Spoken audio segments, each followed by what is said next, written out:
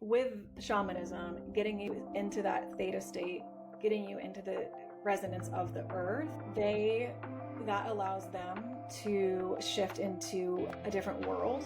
There's an upper world and a lower world, and in those worlds they have guides, and those guides give them guidance with how to heal, with what to do, how to provide what they're looking for. And that you can also do healings in those places for the person. I am here with one of my dearest friends and amazing healers on this planet, my friend Haley, and we are going to chat about her journey coming back to herself and how she got into the modalities she had. So Haley, thanks for being here. Awesome. Thanks for having me. So let's jump right in. Haley has, well, you guys don't know this. Haley, you grew up in Vermont. And then you moved to San Diego. Mm-hmm. How did this transition from a small town environment to a more metropolitan area impact your personal growth? Oh, that's a great question to start off with. Oh boy, well, let's see. It was big. I mean, so much personal growth happened because of this life decision. Growing up in nature, connected to my family, where there was no post office in our town, dirt road, super mellow. Closest to the grocery store was 20 minutes to 45 minutes. You'd make a day trip out of going to the grocery store and you'd stock up for the week. Backyard nature, where like I said, quiet. To Carlsbad, San Diego, which for a lot of people isn't a big deal. They'd say that this is, not necessarily metropolitan for most people. For me, definitely metropolitan, and where there's houses next to each other, a small backyard. A backyard here is a big deal. And so much energy. I can hear the interstate. I don't have silence. It was a complete shock to my nervous system when I moved across the country. I had no idea what I was getting myself in for. Had never visited San Diego prior to moving. My intention was to move to Northern California, and a friend was moving here at the same time. And she was like, well, why don't we move across the country together? And then you can always go to Northern California from there. So I decided yes, and moved in with a friend who owned a house. It worked out really well. It's kind of a shoe-in to Southern California. The first 3 months that I got here, I just basically remember laying on my friend's back porch, or the house that I moved into. I laid on the back porch day after day after day with so much uncertainty and so much confusion of this life decision. And I was unmotivated to do anything. It was such a shock. And so then after time went by with a lot of questioning about what I was doing, and with the attempt to move up to Northern California or back to Vermont, everything, it seemed like the universe took all of that away piece by piece. Every time I tried to make a change, the plans would completely stop working. And so I was basically, I don't know, not necessarily forced, but it kind of felt like I was forced to stay in San Diego.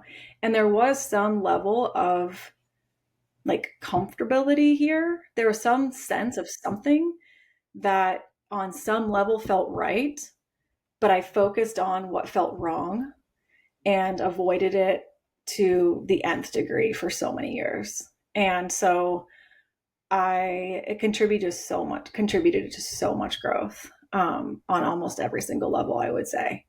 And my identity as a Vermonter, my connection to my family and my friends, my need to see them. I couldn't see them whenever I wanted to, right? And I had to accept what life provided for me and look at the positives rather than focusing on what I wanted and desired, which was really challenging. I had such a strong pull to Northern California and this attachment to being in Northern California, that being here really provided that insight as to this attachment to wants versus, again, releasing and allowing spirit or the universe or, higher guidance to trust that and to just surrender completely to what was provided for me. And with that, there was just so much more suffering until I finally got to a place where I just fully surrendered. And yeah, that was the biggest growth, I would say. Why Northern California? Like, why were you so keen on Northern California? So I visited Northern California in college. And at that time, I was like the weirdo in Vermont. I was like drinking green smoothies, like using tinctures, like herbalism and like all these things that were in Vermont, yes. But in my circle, I stood out and would get commented on, like. And then I visited Northern California, and I remember going to a regular, I don't even know if it was like a Rite Aid type of thing or wherever it was. It seemed like a regular store, and it had a tincture refill station. And I was like, oh my God, this is like, this is in another place, like this is here. I belong here. And then like I went to a little cafe and I remember seeing like wheatgrass shots and like green. It just was all the things I was getting into. It seemed like it had been established there for so much longer. And so I felt in deep resonance with their philosophy and their lifestyle. And it also was similar enough where there's like nature and big trees, and the ocean was really amazing to have the balance between the two. So it was like similarities, differences. It just kind of felt like, and like everybody would ask you when you got there what your like astrology chart was. And at that point, I was like, nobody cares about whether I'm an Aries or not, and like what my moon and rising are in Vermont. Like I loved it. I was like, this is the fucking best conversation. Excuse my language, but I felt very in resonance, and so wanted to move up there for like a year and just experience something different than Vermont for a little while. And you didn't find that when you were in San Diego initially? No, I mean, I didn't find it in the circle I was in when I moved to San Diego. I was surrounded by professional snowboarders, and kind of their group of friends, which was awesome. I loved spending time with them, but it wasn't as weird as I am. And then I remember going to, some places here. I worked at a cafe that was organic in Encinitas. It was Healthy Creations, and that resonated. It was all like, good quality food and similar values. But a lot of Southern California to me felt trendy versus like deeply rooted in a philosophy. And so that was really hard to grasp and to sink into and to want to be a part of. I avoid trends as much as possible. And so being in a place where it felt like that, I didn't feel like I found it at the level I was looking for. That makes sense. And it's so funny that you call yourself a weirdo, because from the day I met Haley at a brain injury retreat, she was our chef, our nutritionist. I would never say that weirdo ever was what any of us thought of you. Oh, that's good. Because I definitely thought it was different. So I know you have a degree in nutrition and food science. So what led you from that to becoming a medical intuitive, a ceremonialist, an herbalist, shamanism? Like, can you share the turning points or epiphanies that led you to explore these unconventional paths? Yeah, absolutely. So I can start with my path a little bit. When I was 19 or 20, I started having issues with food, the food that I was eating, and just noticed that my body felt extremely fatigued and kind of like I was walking in a bubble a lot of the time. I felt like my mind and body were disconnected from one another. And I knew that wasn't my state of being. And so when that started happening, I was wondering what was going on. And some of my friends, let me back up a little bit. My freshman year of college, I went to a school in New York, and I was studying, what was it? Psychology. And so when I was in that degree, my other friends were studying nutrition, and they were talking about the ways in which the body responds to certain things and kind of how the body works. And I became really fascinated with those conversations in the beginning. And I took some class there that had to do with the body, and the teacher was amazing. So I really started getting more into the curiosity about nutrition and how the body works and food, and how how food supports the body. And so then and actually really, as I'm speaking, I've kind of always had a sense of curiosity around nutrition and food, and cooking has always been my favorite thing. So there's been a connection from the beginning with that relationship. So then I started having issues with my body, and I went to a ton of different doctors. They didn't know how to support me. They said I was fine. All the tests were normal. Everything came out fine. And I just told them, per request of my friends who were nutrition, they were saying, well, there's something new that's coming out that people are becoming aware of that could cause issues in our bodies, which is wheat. They didn't say gluten at that time. It was just wheat. And I was like, oh, that's interesting. All of my meals have wheat in it. So I was like, okay, I'll try removing that to see how I feel. And I felt better. It was an instant change. And so I then really understood the body food connection. And so then I wanted to understand more deeply about the body and about food and take nutrition and food science. And I also didn't know a lot about alternative stuff at that point. I went to the University of Vermont, and that felt like the most cohesive path at that time. And while I was in that, I started studying herbalism. My friend Rosemary sent me one of her books where that helped guide me, because she knew I was struggling with all of these types of things. So she sent me a book that got me into herbalism. And then I took an energy medicine class, which had to do with like reading the chakras with the pendulum. And I found that fascinating.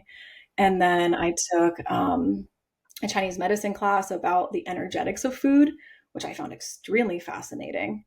And so I started taking alternative stuff in at while I was going to UVM, and those alternatives felt more in resonance with me to shift into deeply understanding, because those changed my body the most and felt most supportive for my personal path. And the Western nutrition philosophy, although there's some benefit to it for so many people, for me, I didn't resonate with a lot of what they were saying.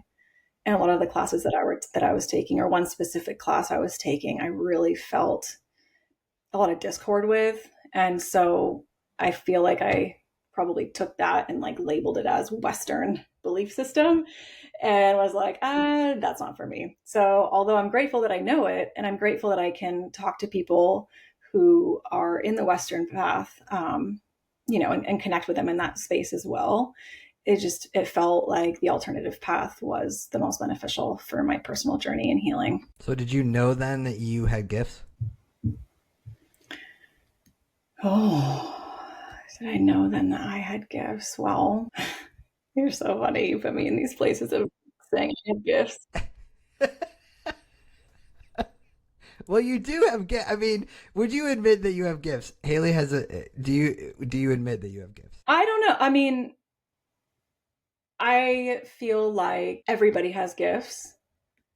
I feel like I'm able to maybe get out of my way more because of my desire to help and heal people. And I think with that desire to help and heal, my heart opens. And in that space, I can provide deeper assistance than people who maybe don't have as much of a desire to do that.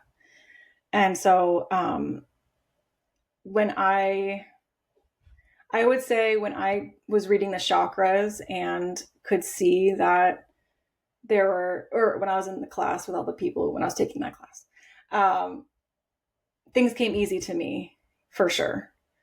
And that was a determining factor of following this alternative path as well. Did you ever think at that time, like, did you ever question, like, why did these things come easy to me and not everybody else? Did I ever question that? No, I think I just felt inspired by it, that it came easy and wanted to keep going with it, and felt like wanting to deepen in it. Because I know you won't say you have gifts. I will say, I mean, I've had personal experiences with Haley. I've known her for a long time.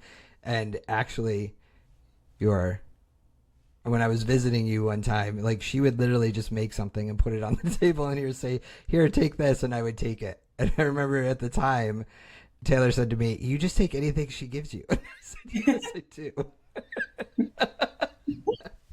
Because I trust her that much. Like, the energetic soda, you do have gifts. I'm going to put it out there. She may not claim them, but she clearly does. Because, like, for instance, right, I know medical intuitive, is one of your gifts.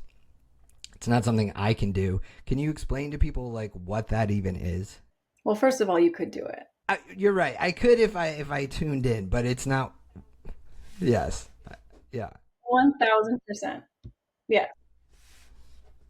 Medical intuition is also something I was trained in. That isn't something that, although I could see things prior to medical intuition, yes, um, I was trained, and my teacher is very good at teaching people how to be a medical intuitive. So even if you feel like it's not a gift and you feel like you can't do it, you absolutely can. And with the right teacher, you can develop that muscle and those skills. Medical intuition is a tool where we can see inside somebody's physical form and look at all body systems to understand what's happening with the disease in the system, or whatever the person's coming to, what they need support with.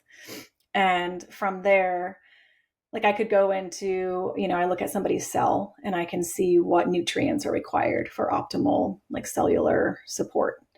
And then I can also look at like, the digestive system, for instance, and I can see that there might be, something in the digestive system that would need to be healed. And then we look at how that connects to other parts of the body and their relationship and how to shift them physically. And so I receive guidance to help support the individual with their specific needs, with their healing, versus, if it's like an overall philosophical system where you're like, well, according to this methodology, this is what you should do for this. And there's so many things out there that are different, like whether that's veganism or eating a lot of meat or, whatever, so this is like, it cuts through all of that confusion. And it's like these specific foods would be supportive for this part of your body that's trying to heal itself. And from there, we look at the emotional component, because more often than not, there's another aspect that needs support for the physical body to heal. And a lot of it stems from a belief that is from childhood.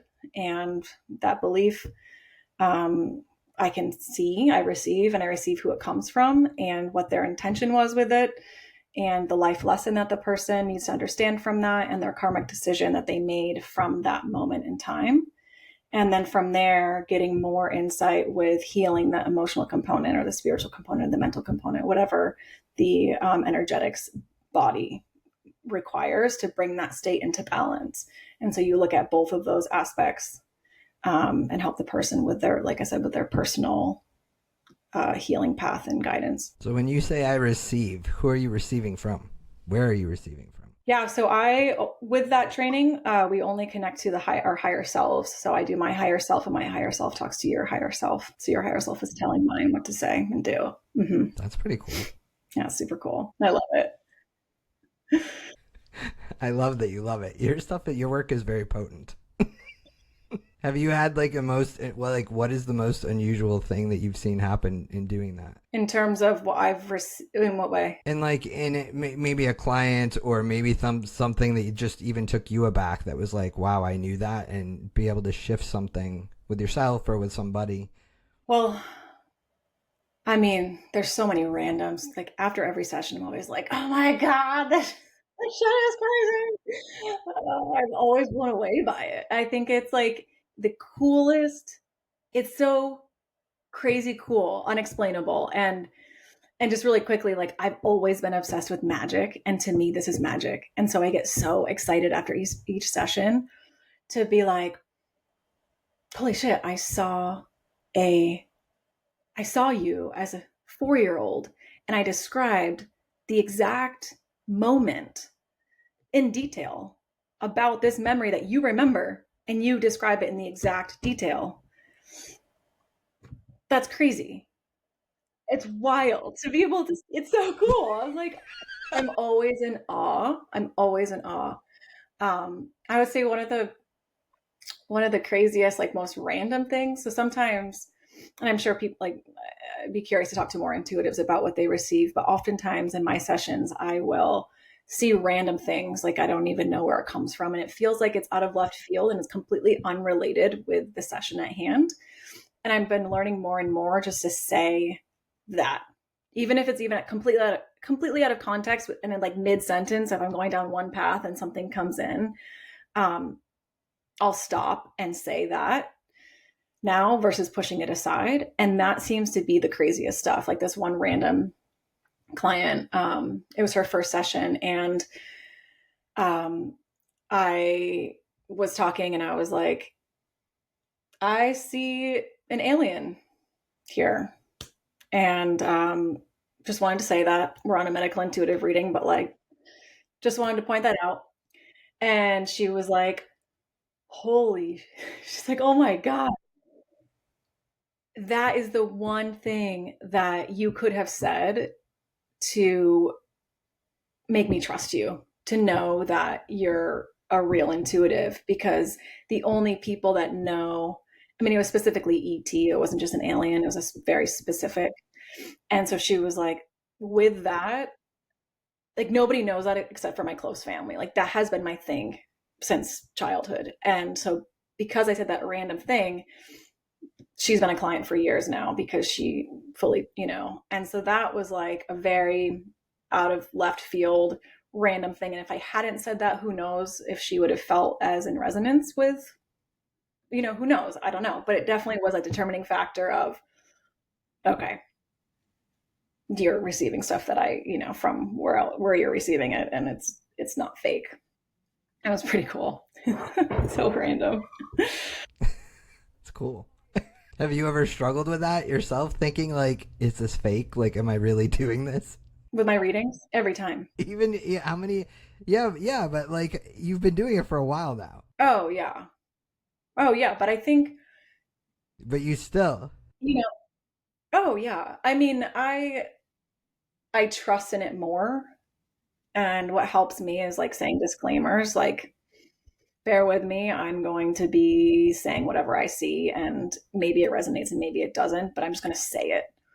And oftentimes with that, it takes off this like fear of being wrong or fear of not like questioning what I'm seeing. And we can just go with the flow of it all, because it's vulnerable to say what you see, especially when it's random stuff that you don't know about, but the person does. It means something to the person, but to you, it's like, what? Like, why is ET randomly here? I'm looking at your like body, like all these things that like, it's like, am I making this up? Because you can simultaneously so my eyes are closed. And so so that's how I envision stuff. I mean, you can imagine anything at any moment. And so with it being kind of the same space of seeing what I can imagine, I could also put anything in there from my mind to imagine it at the same time. It can easily interject. So it's a big training and like in fully getting my mind out of the way, and trusting that process within myself too. Does it feel differently? Now I'm able to know when it's my mind and when it's intuition. When I was first starting, it was really challenging to know the difference. But that, I would say, is the biggest difference now after doing it for so long. How were you able to eventually figure that out? The difference for me is the intuitive component is more subtle.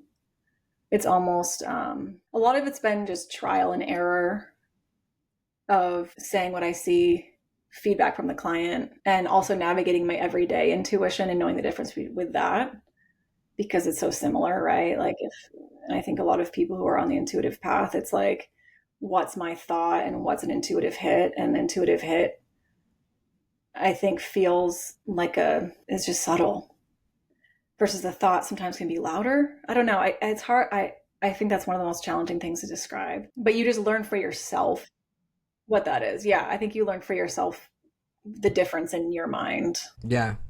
No, I know what you mean. Well, and it also depends how you're getting it. Like for me, it's just a knowing. Do you know what I mean? Like I know what I know. Right. Like if I'm talking to somebody, and sometimes to your point, stuff will come out. Like I'll say stuff, like it happened the other day. I said something to somebody and I'm like, I don't know why I'm saying this, but I just feel like I'm being told to tell you this. It made no sense to me, but to them it was like, they were like, oh my God, I can't believe you just said that. And I was like, okay, You know what I mean? Like, why? You know what I mean? I don't know what this means. Totally. And then they share, well, because this meant this, and how would you even know that? And I'm like, well, I didn't. I just.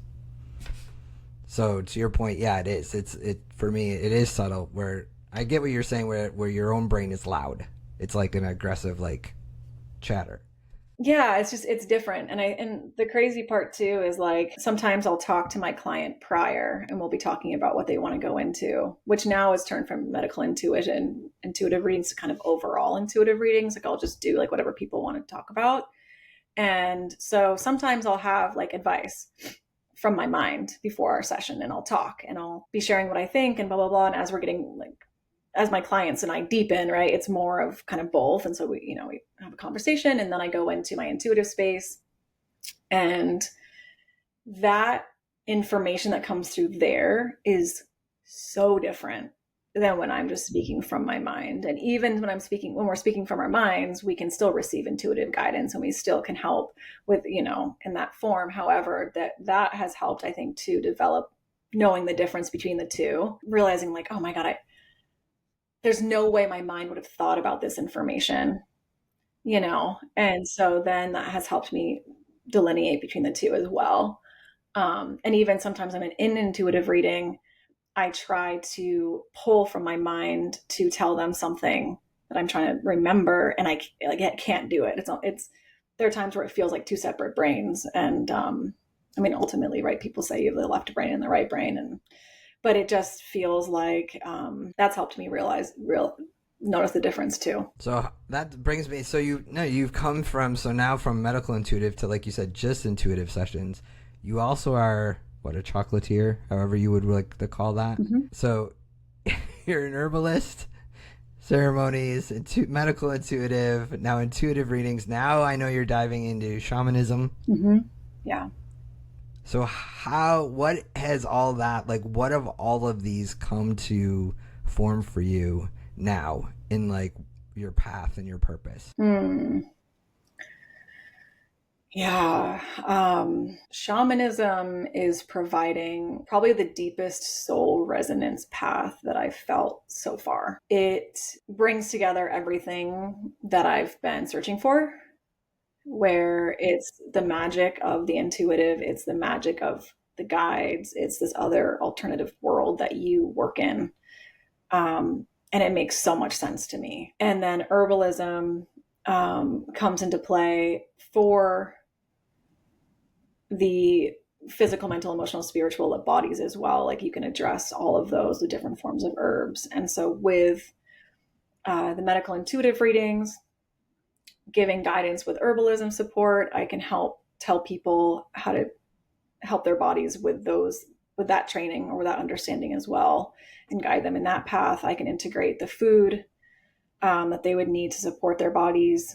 And then with shamanism, I can provide really, really deep healings that give me that tool to assist somebody in a space that's beyond a lot of normal healing modalities. It's really potent. And so they kind of all pull in together to allow me to meet people where they're at on their journey. And so it's like the intuitive reading can give me more details that, like I said, my mind wouldn't be able to understand necessarily. It just gives me very pinpointed, okay, your body needs these foods, it needs this diet, it needs these specifics. Your emotional body needs these practices. And then from there, I can formulate a protocol based on what I do know and all of my years of, implementing nutrition and herbalism. And then now with shamanism too, it's applied shamanism. And so the training implements applied Buddhist philosophy or ancient Buddhist philosophy, ancient shamanic techniques, and then hypnotic methods. And so a lot of that is to help keep the power within the client. And so we use self-inquiry with the client to help understand more deeply what they're coming with. And then I can eventually, the next part of that training, I haven't done yet, but eventually put them into a hypnotic state to more deeply get to that root cause of what we've been kind of pulling from or pulling out through the sessions of applied shamanism, which is, like I said, they're journeying to meet their guide. They're using dream work to understand what the messages are and to understand the answer to their question. So with that, with those components, and like I said, like me just asking questions, I don't give any, I might give some insight if there's like something that feels pertinent or, that might be helpful for them. But mostly it's just getting them to be clear on what is going on within their lives. And then session after session after session of that, we get to the very root of what they came in for.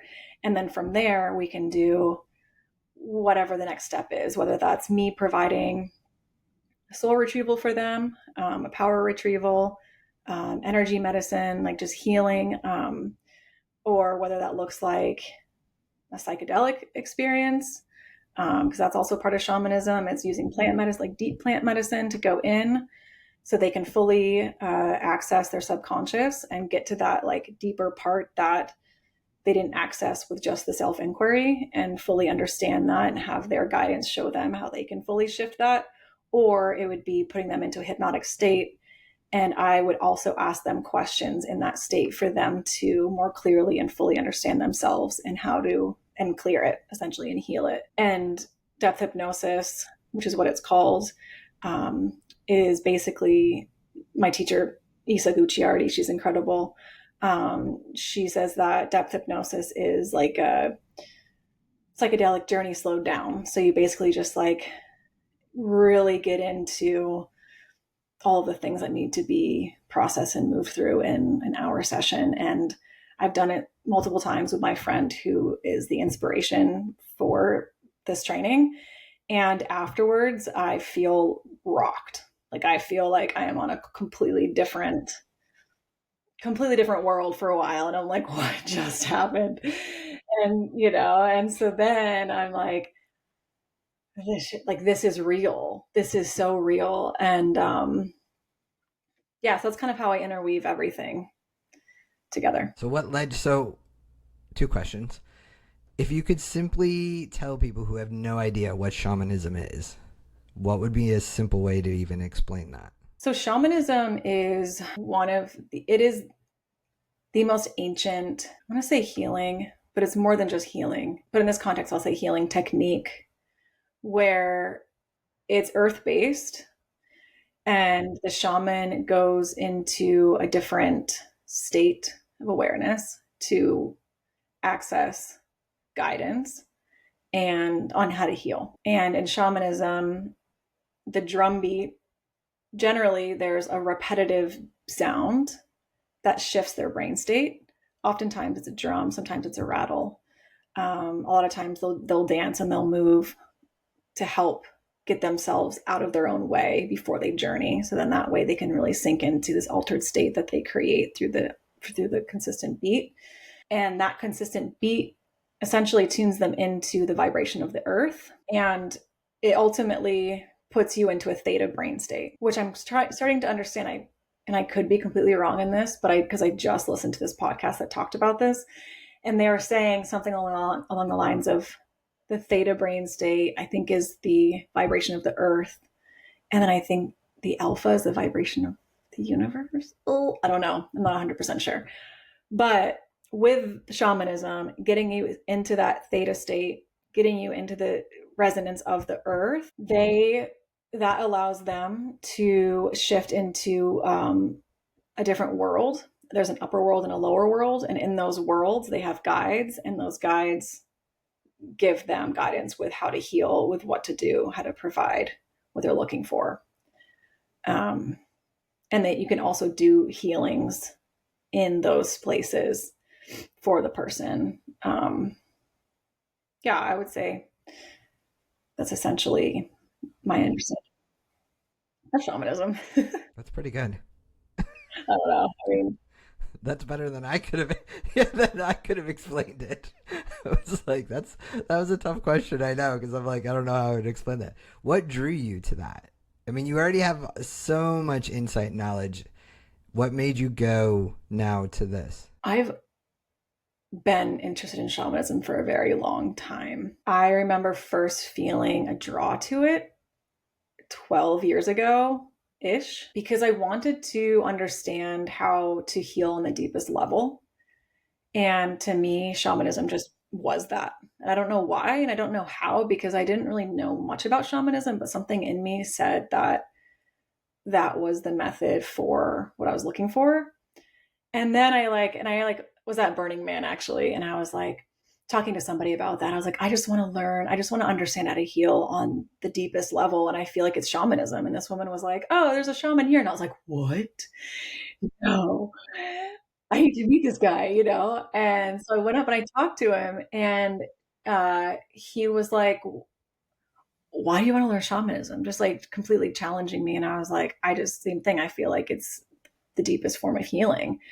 And he was like, well, you could just pick up a couple of books and learn it that way. And I was like, really? That doesn't feel in resonance. Like, I feel like I would need to study with shamans around the world or go deeply. And, you know, like my vision was like, go down to South America or go to a different country where they have like shamans that are fully still functioning, right? And like in it, um, and be there for like 10 years. And so that confused me. And however, I bought some books, and I bought Sandra Ingerman's books, and I went on to like her online stuff, and I just got really into her teaching. She resonated with me the most.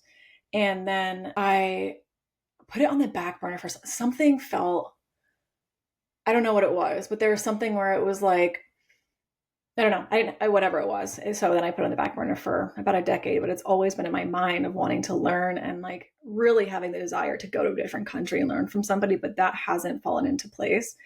And fortunately, this training has, and I really am so grateful for it.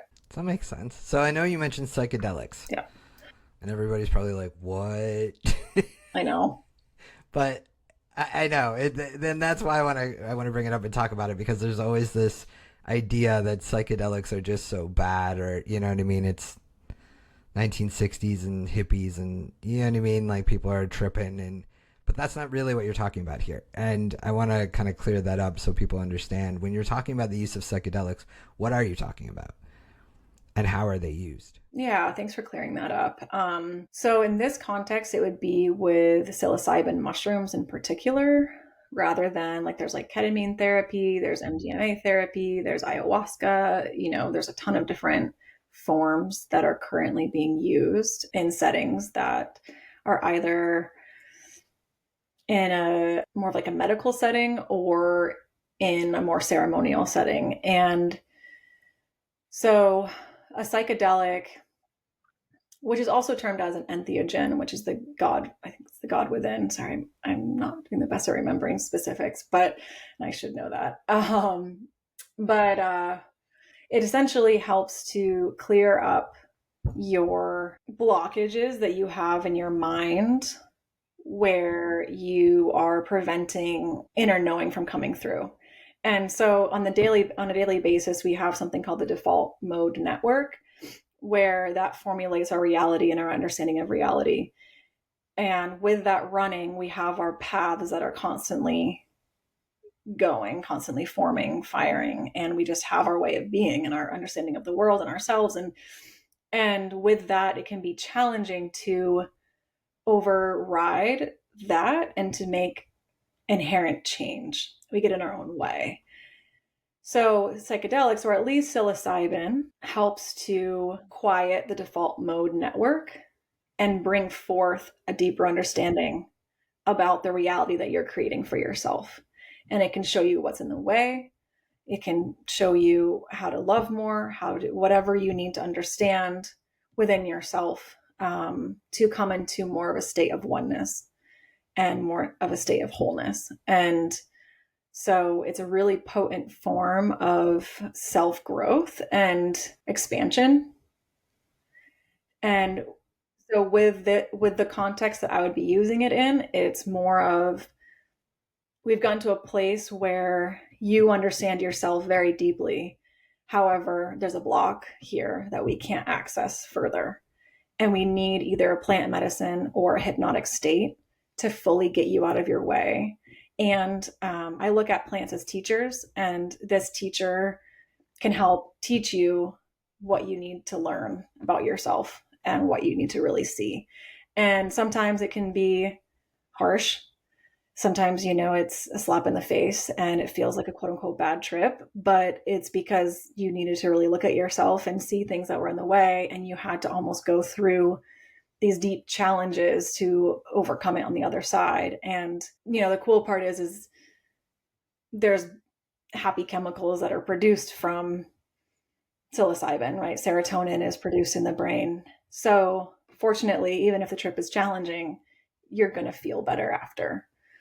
And if you look at the challenging trip as a hard teacher that you've had, somebody who was the best teacher in your life, but the hardest, right? Yeah. That would be that moment. It's not always going to be bliss. It's not always going to be incredible, but oftentimes you learn the most from the challenging ones. And so, and in a therapeutic setting where you're working with a counselor, you're working with somebody who can assist you throughout that process, then it makes it less scary. You know that you're held, you know that you're safe. Sometimes you might feel like you're dying, but you're not. It's your ego death. And it's just a really challenging part to get you to understand what you need to understand and to have somebody there to reaffirm that that's not what's happening. And it'll be over in 4 to 6 hours. Like, it really isn't a ton of time, but a lot happens in that time. And then after that, there's the integration, because yes, you could continuously do these journeys and experiences, but that's not going to change you. You have to make the changes yourself. And so then you integrate and implement what you need to do to continue the teachings that you had just received, to continue keeping yourself in balance and keeping you connected to the highest version of yourself ultimately. So it's the ultimate mirror. Yeah. That's pretty cool. I mean, I think it's pretty cool, but so my question to you is, I know I have a couple friends who are hypnotherapists, right? Do hypnosis, and I've asked them, and I'm going to ask you, because I don't know if it's different from a deep hypnosis than that. Can everybody be hypnotized? Because I know when I asked them, they said no. So I didn't know if your experience is different. I haven't gotten to that part of the training yet, so I'm not aware of that component. Okay. It'll be interesting to see what you find out, because I found that fascinating. You know what I mean? When I asked, because I was like, can everybody? And they said people without imagination can't be hypnotized. And I was like, huh, yeah, that's interesting. So I just didn't know. I wonder if you could, yeah, that is interesting. Yeah, no, I'm not sure yet. I would be curious to ask my teacher that when I'm in that part of it. Yeah, I'd be interested to see that, because to me, it sounds a little bit different than your typical hypnosis. Mm-hmm. You know what I mean? I've been hypnotized. I've done it for treatments. It's great, but that sounds way deeper than anything I've done. Okay. Yeah. I'm honestly not familiar with hypnosis at all. Just based on what I've experienced with my friend who has done this training, and the effect it has on me is all I know. But yeah, it was extremely transformative for me. But I don't think that people can get to it. Yeah. Yeah. It is definitely depending on each person. Yeah, it depends how deep you can go. I mean, I felt very rested after my hypnosis, Sure. and it did help me work through some things. But I mean, I know they say, 30 minutes of hypnosis is like you slept for 4 hours, something like that. So I felt very rested. I wouldn't say I had deep epiphanies. Yeah. So I was just curious. It'll be interesting to see what you come out with. Yeah. I mean, I could always practice clients. So. Hey. I've been one of Haley's many practice clients. Your energy medicine is potent. It affects me. Somebody asked me that. They're like, I'm like, her stuff affects me in a deep way. I don't care if it's been one of your herbal products. I don't care. I remember, and I don't know if you even remember, when we did the meditation back to back, sitting back to back in Maine. Yeah. And we were at a break, and I could feel the tingling in my brain, but I didn't know what was going on. And I was like, what is going on? And I'm thinking, is Haley feeling this? Like, what is happening? And it was right where I hit my head. And then afterwards, we got up, and I asked Haley, did you feel that? And you looked at me and you go, feel what? I was like, my brain was tingling. And you're like, oh, yeah, I was doing some energy work on you. I was like, what? I mean, it was amazing. It was, and I. Yeah, I mean, looking at that now, I'm like, oh, I never asked you permission to do that. However, I felt like I had your permission, and like that would be supportive for you. Yes. Yeah, you have helped. You have helped me in ways more than anybody else in my own healing journey. So I can definitely say you are very, very gifted, my friend. I just love it. I love it. Well, that's why. All right, so I'm going to hit you with this final question, then we'll wrap up here in a little bit. So your work is deeply rooted in connecting people to themselves, the earth, community, and spirit. Can you elaborate on how this profound connection has personally impacted your sense of purpose and fulfillment? My connection to these things in particular, or my connection to my path with it? Either. Yeah, either or. I mean, I guess it's all the same, really, because I feel like my life is my work, and Right. how it's impacted me. Yeah, your purpose and fulfillment. Oh my God. Nothing feels more fulfilling than what I'm doing. It's everything. And seeing the impact that I have on clients and that this work provides is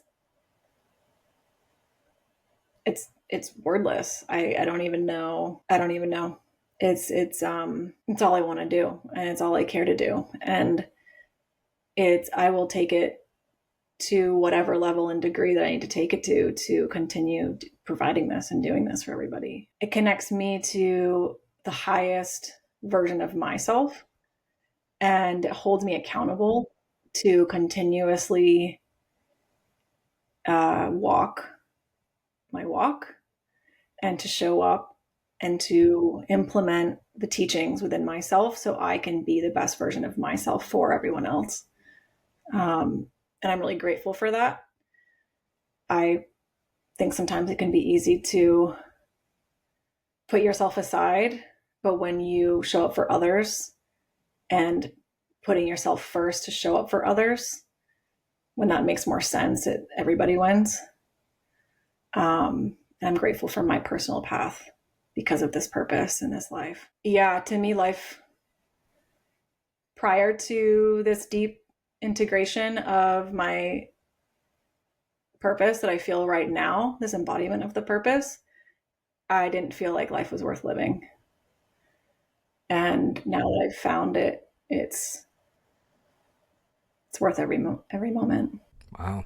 And that would be a big disservice for the rest of us because your light is so needed on this planet. All of our lights are needed. True. And I think and that's what I'm wanting to provide for everyone, is bringing back the entirety of everyone and having them see that within themselves and inspiring them to find their purpose, or find something that's purposeful that feels like it's worth living, because this world is really challenging, can be really challenging to live in. And without that, I think a lot of us feel lost and confused and without a guiding light. And if you can find that guiding light, and if you can feel like the best version of yourself, then again, everyone wins. You help the person at the grocery store when you're buying groceries in your light and you're saying hi versus head down and avoiding contact. Like everybody in every interaction is imperative, and you can change the life of another by a look and by a smile. And we need more of that. We need more of this deep sense of connection to self, and therefore the connection to others, therefore the connection to nature, and this deep compassion for the suffering of others and the self and the nature, and I feel like once you get to a point where you start making your internal shifts, a lot of natural things spiral out from there. A lot of positive shifts and changes continue from there. And without that, it's, can be really hard. Tough. And that leads me to, I ask everybody that I have on this podcast this question because I think it's helpful to your point and actually what you're speaking to help people understand to find their North Star. So describe your spiritual North Star that guides you whenever you feel lost or uncertain. Gosh, my spiritual North Star. You know, lately, what's been my spiritual North Star is something called Transfiguration. And Transfiguration is a shamanic method, and so where you become one with the universe, and you basically envision the universe inside of you, and you energetically shift your auric field out in all directions to connect to the infinite universe, while at the same time bringing in divine light. And with that,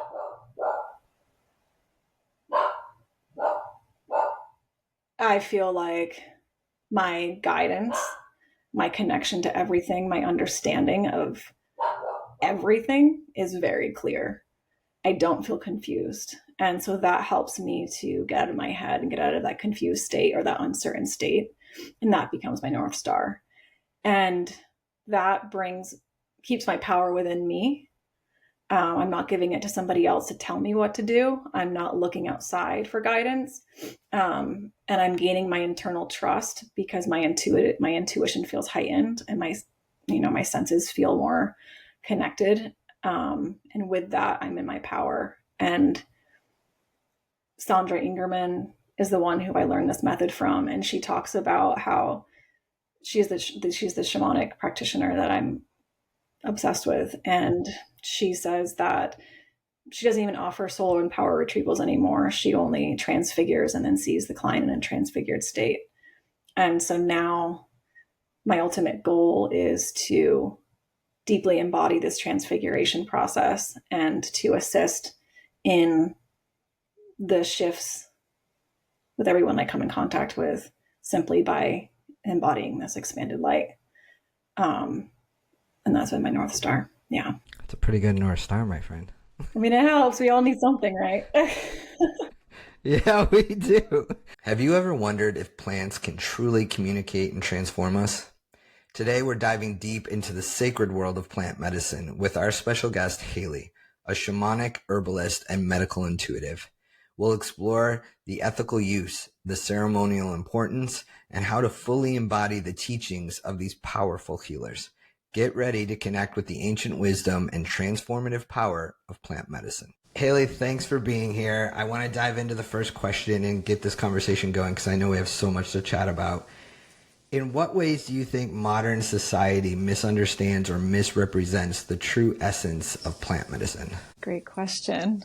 I think that there's a strong disconnect right now with modern society and their relationship with the true essence of plant medicine. I think it's moving in the direction of understanding it, but a lot of people are looking at it from a scientific perspective rather than working with the ancient carriers of the medicine. So a lot of the elders who have worked with plants for generations really understand the core essence of plants and their spirit and their energy, what they provide on a deeper level, and how to connect with them in more of a ritualistic, like ceremonial way in a container that's held, and to properly honor and work with the plant in a way that is seeing them as more of an equal and seeing them as a teacher rather than, thinking that we are the higher level of consciousness. And so I think that, when we look at them from a perspective, I mean, there's a bunch of different things I could go into, whether it's like the allopathic perspective, like the modern way, which I think that's kind of like the main perspective I'll dive into right now is just the allopathic approach, where people will look at plants as they just want the quick fix. They don't want to do the work. They don't want to do the internal work. They just want to take a pill and feel better. I don't blame them, but that's not the way to do it. And so even with, I'll just use mushrooms as an example because it's becoming really trendy right now. A lot of people are turning to mushrooms for the quick fix for anxiety, a quick fix for depression, a quick fix for social anxiety, and using it as a way to, do the transformation for them, rather than seeing it as a teacher that can help guide them on the path to what they need to understand within themselves to shift and to make a change on a regular basis, to then be more in alignment with who they want to be, essentially. Yeah, that makes sense. I know a couple of people, like I had a friend the other day was telling me that her friend did ayahuasca like 13 times. Right. Right. I mean, that's a whole different medicine, but it isn't embodying anything that he's learning. So she's like, what's the point? Exactly. That's the problem, is people are looking for the quick fixes all the time. And, ayahuasca is a great example. I mean, there's so many people that keep on going back because you do feel better. You do have a shift in your brain chemistry. There are benefits to taking the medicine. But the integration is the most imperative component. And it is good to see more people focusing on the integration now. Like, I think people are really understanding that needs to be happening, because for a while, there wasn't a main focus on that. And then you're this like blown open experience, and you feel so much better, and you like shift in these ways. And you're shown how you can feel too. Sometimes the plant will show you like your true essence, or this like energy that feels amazing. You feel connected to what you want to feel. And then after that, it kind of slowly, you get back into your everyday life, and it slowly dissipates over time. So it really is the integration, to make it last and to make the changes in your life so you feel the way you want to feel. Yeah. So when we talk about integration, what does that really mean? Right? Because people are going to, like, you have this blown out experience, like you said, you might see this thing, but how do I integrate that? Like, what does that even mean to somebody? Totally. From my perspective, the way that I kind of help people integrate after plant medicine work is through self-inquiry. So you ask questions about yourself, you get to know more about who you are. That's also like the preparation part too. You really understand kind of why you're doing this, going into this medicine ceremony. And then afterwards, it's basically creating some sort of daily routine, daily ritual, whether that's like a journal practice or meditation, or again, self-inquiry. Maybe you just learn how to ask more questions about what you are diving into around yourself. What else would I do? Recently, we've been diving more into journeying. So like really working with integrating shamanic journeying. So kind of getting that practice going.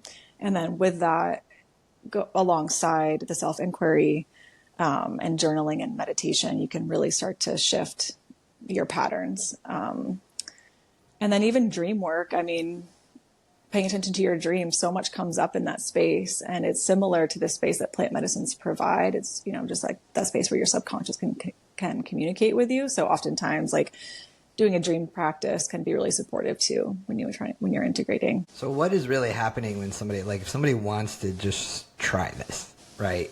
We've heard the typical, like, let's just, the hippies, let's trip, let's do that. But that's not really the point of this, right? It's a container space. And then what are you experiencing? And I know that's going to be difficult to verbalize because it is. It's just, but to your best, the best way of doing that, what is that experience you're having with that plant medicine? What is it doing to your brain? It depends on the plant medicine. So some will be working more on the dopamine, some are more serotonin, some are more DMT. So it kind of just, they all kind of shift it in a way that releases different chemicals, basically neurotransmitters. And then for the most part, they quiet down the part of your brain that usually rules your thoughts and your like perspective every day. So it quiets that down, and then it helps to release other chemicals to then open up different parts of your brain that can then perceive the world in a different way and kind of show you the way that you've been perceiving the world and show you a different way to see it from. So it can kind of help you get yourself out of your own way, essentially. Is it always a pleasant experience? No. I know the answer to that, but I thought I'd ask. Definitely not. Because let's face it, a lot of people think, right, I'll take shrooms, it'll be great. Sure. I'll trip, or and then it's not great. And so, right, it's like, what do you do with that? Yeah. Right. And I think that that is more when you really need to have an integration afterwards to really dive into what was brought up. Because I think overarching, right, like overall, it's not bad. It's, Right.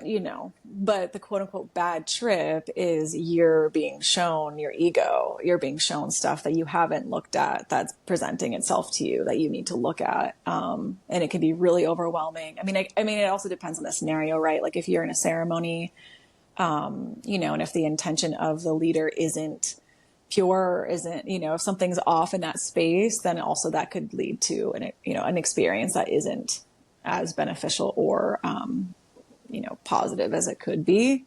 So there's definitely different components to a bad trip. But in general, when people have that, it's just like an ego dissolution. They're just experiencing a part of themselves that they don't want to see or haven't been wanting to look at. And it comes forth from the plant to see it and to work with it. Right. It's just being shown to you. And speaking of ceremony, yeah. And I think that's a big part of this, and people need to understand, like you said, the intention before. Why are you doing this? And right. I know you've traveled, you've got a lot of experience in these, and I know there's a lot of different sacred ceremonies, but how do these ceremonies, in your opinion and in what you've experienced, differ across cultures? And like what core elements do they all share? It's a great question. I would say the core elements that they all share is the deep connection to the plant medicine that they're working with.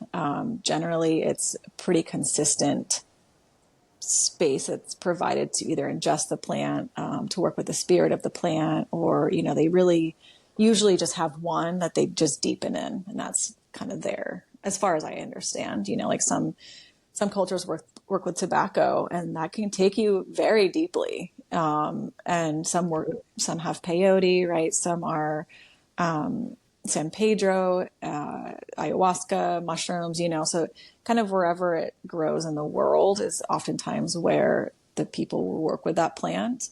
And so then, so that's kind of, I would say the main component that I've seen is just their dedication to their respect and their consistency with using the plant on a regular basis. Yeah.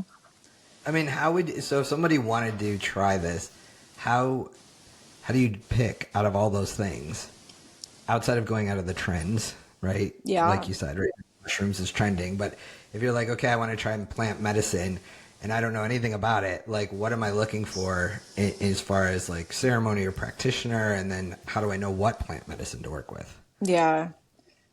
I oftentimes feel like the one that you feel most in resonance with, the one that speaks to you the most, is the one to use. For instance, like I've done ayahuasca once, I ingested it, and the second time I sat in a ceremony and just connected with the spirit of it. And prior to that, it was loudly calling. Like I really felt in resonance to sit with it, and I was kind of putting it out there, or just felt like it was coming to me, basically. Like it was like, okay, this feels like I, am interested in it. And prior to that, I had no interest in it. When people would talk about it, it didn't seem like it resonated at all. And then all of a sudden it resonated. And so I went to a ceremony and it was beautiful. And then I haven't felt in resonance with it since. I just haven't felt like I've needed it, or it just doesn't feel in alignment right now. And so that's kind of the way I personally work with everything. And even with mushrooms, like, I think a lot of people do it, just because it feels like it's the answer for other people, and other people are having really positive responses. So then they'll think it's going to be the same for them. And it could, but it also might not be the plant to work with if they don't feel like, I guess just like for me, it comes as like a bodily sense, like a felt sense of this feels right. And then I just trust that. And even when I talk to people about ingesting mushrooms, it's, a lot of people will ask, well, how often should I ingest it? Like I wanted to get onto a microdosing protocol. Should I do it 5 days a week? Should I do it every other day? Like there's different, and my answer always is to just listen to what your body's telling you. And maybe you microdose once a month, and right. and then you just feel into when you feel like it's right, and you just do that. Like it, that's how I operate. You could do research. You could see if there's specifics that you feel more in resonance with, and then going about finding a practitioner. I mean, here, it's more in like with psychologists, or, there's more in that type of a space where people can do it legally. Otherwise or mushrooms specifically. And I think, and ketamine, is legal in a lot of places. So you kind of want to go to like those types of like Oregon or, Oakland, there's certain places, that Denver, where it's decriminalized and you can work with a psychologist there. But otherwise, ayahuasca generally is outside of the country. There's, obviously some in the country, but legally it's in other places. So, but Denver, I mean, I went to Denver recently, and they were promoting ayahuasca ceremonies at this cafe that I went to. Yeah, so it seems like Denver has, because it's decriminalized, they're more open about it. So that's a place that people could also go to and check out if they want to stay in the U.S. And so as far as I know, I'm not as like involved in that part of it, but that's what I would. Well, and I think it's important to also make sure you know the intention of the practitioner you're going to. Like we were kind of talking about before we came on, there's some people who are solely doing this to make money. Right. Like they could care less about your experience or the intent. They just know that ayahuasca or mushrooms, everybody's kind of drawn to it right now, and so we can make a lot of money, and let's do that. And I think that's important of setting up the space, right? And you and I were talking about that, of how does that then transfer over to your experience if you're going to a practitioner who's just all money focused versus one who's like, no, I care about how this, is service to others and helping. Oh yeah. I mean, it's everything. Intention's everything. Intention within yourself prior to the ceremony is going to form your ceremony, your experience. And so the person that is leading it, we talked earlier a little bit about the person even who's growing the plant, if they're growing mushrooms, and their intention with it. And then if they're making the medicine, if they're putting it into chocolate or whatever they're making it with, if their intentions to make money, or if their energy is not fully positive and clear and in alignment with like the highest good of the person who's going to be ingesting it, then that all is infused. And so it can either make a really potent, powerful, super, more transformative, clear medicine, or it can be muddled and it can have like their energy in there that, like I said, if they're like having a bad day and they've got a lot of negative thoughts, and maybe they're ruminating over something that wasn't positive in their life, and they're making this chocolate, that's all going to be in there. And so then your experience when you ingest it has that energy in there as well, and so the same thing with a ceremony, of course, it's the person holding the container really needs to make sure that they're clear, and that their intention is pure, and that they are there to support the transformation of everybody, to bring them to their highest self, essentially. It's everything. And when we say container, explain what that is, because I know and but some people are probably like, what are you talking about? There we go. You blanked out there. Okay. Sorry, pause on my end. I want to show. That's mine. It might be mine. So a container, so the container is like, if you go to a ceremony and the person who's running it, who's leading it, really it's making the space sacred. It's clearing the space of any energy that was there prior, making sure that space is just essentially as like pure light as you can get it, whether that's like saging and smudging or drumming, kind of whatever their process is, calling in their guides, like whatever that looks like to get the space clear. And then ultimately you create like I think essentially a bubble of support around the space. So that way nothing can come in, because a lot of times when we ingest plant medicine, there's energies that are really drawn to that. And so that are external, like, different entities or, just different energy that exists outside that we can't see can be really drawn to it. So the space needs to be protected. So it needs to be just held. So that way everybody's really safe in their exploration, and nothing's happening and that shouldn't be happening. Would be a good thing. That would be a good thing. Right. So when you're talking, two things. how do you prepare someone spiritually and mentally, right, before introducing them to the plant medicine in the ceremonial setting? Because I want to come back to entities, but I first want to hit on that, is how can someone prepare for, something like this experience? Yeah, definitely. The way that I personally help people prepare, there's many different ways. But from what I know that I would help somebody with is, again, a self-inquiry. So getting really clear on what the point, what their purpose is, what their intention is, what they want to get out of it.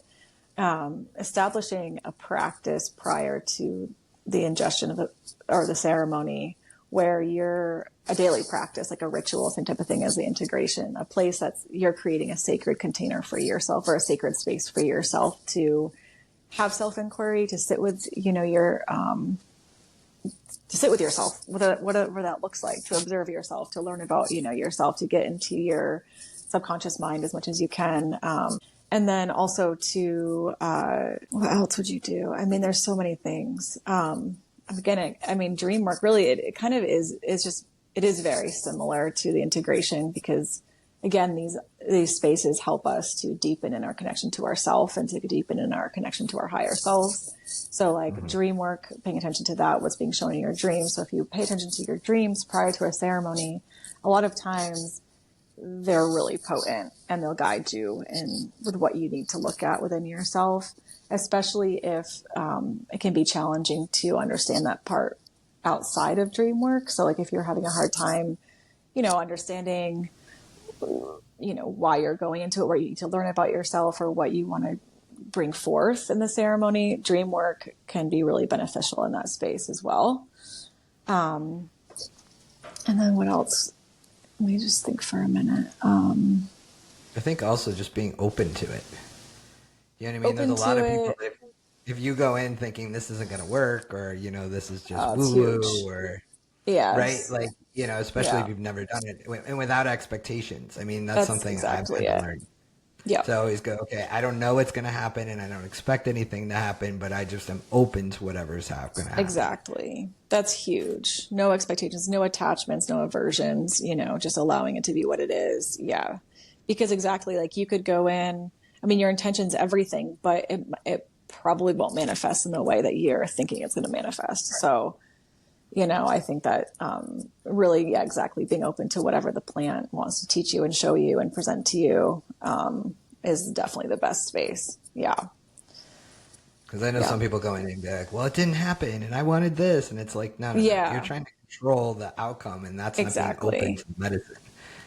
Right. Which is like the teacher for life. A lot of times, like there's so much in that one ceremony that amplifies out for everyday life. Yeah. And then you got to sit with that and go, okay, let me look at it without, because we can't fathom in our brains how things are going to like most of the time, at least in my experience with all my energy work and all that, what you think you could come up with what's going to happen and what actually happens are things that you would never be able to even think of.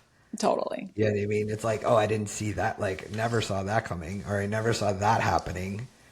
Exactly. And it's like, yeah, you weren't supposed to. You're supposed to be open to something new. That's the whole point. Right. It is. And if you have an attachment to what you want the outcome to be, then your experience of suffering will be that much more, rather than being open to whatever is and taking it as it comes and working with what you're presented. Yeah. Yeah. Yeah. Right. Because we like to control. We all do. Most of us do. Oh, yeah. And and that's the thing is like plant medicine, if you try to control it, you're going to suffer a lot more, but if you're just being present with it and going into the pain or going into the struggle or whatever it's coming up that feels really dark or intense or heavy, it's the more that you avoid it, the more challenging it's going to be, the more suffering you're going to feel. But once you go into that, it's on the other side of that is so much beauty. Generally, that's the portal to get you into this expanded state to then really get into what the plant wants to show you. So it is, you're moving through, oftentimes hardship to then get to what they want to provide, what the plants want to provide for you. Right. It's not an escapism method. So just let's just put that out. Right. Totally. Yeah. Like it's going to be hard. And I want to touch back because I know you talked about entities, and this is something you and I have kind of talked about recently of how does that happen and what are you talking about? Like what are entities? Because I know people are going to go right to like demons and, you know, all the worst possible things they can think of. Sure, which definitely exists. You know, there's definitely the darker energies. Sometimes it can just be an earthbound spirit that's here, that hasn't crossed over, that's, you know, looking for a body. And then energetic interference really is kind of the main category of it all, which entities fall into that. But energetic interference too can be, you know, kind of pulling in somebody else's energy. So if you're in a ceremony with somebody and maybe you both have like, you know, the quality of like jealousy or, you know, something that isn't like whatever your egoic patterning is, you know, then you can actually share because you can like resonantly, you match, there's a resonance there.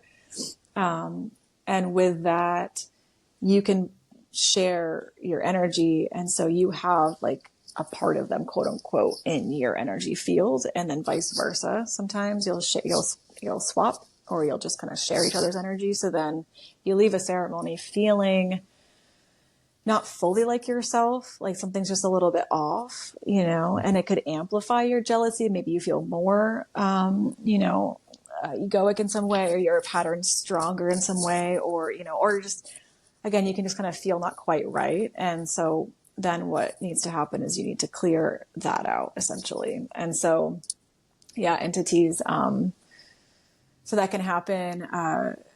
Being in a body is really, as far as I know, appealing to these earthbound spirits. They want to be in a body. Well, sure. If you're not in one, who wouldn't?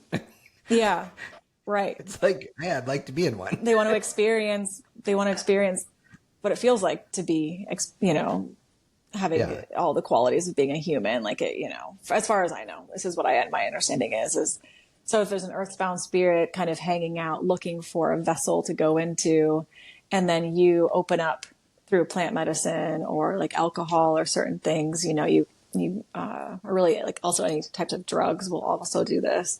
It just opens you up and kind of makes you a beacon for them to see that you are a space for them to come into. And so, I mean, this is a big thing that I personally feel afraid of for people who are just eating mushrooms and going out, or acid, or, you know, or even drinking a lot, and going to festivals or going to these big events, you know, or bars or places where there's a lot of people, and, you know, you can share these energies with other people in that space. Like if you're in a festival and you are, you know, on some kind of, drug or plant medicine, and then you swap energy there, and then you just don't quite feel like yourself, or the entity can come in if you're out, you know. So it really is important to learn how to protect yourself and how to like live in the right relationship with these plants, and not take it. So I think people are taking it really lightly right now, and of course go out and have fun. I think that there's a, you know, a benefit to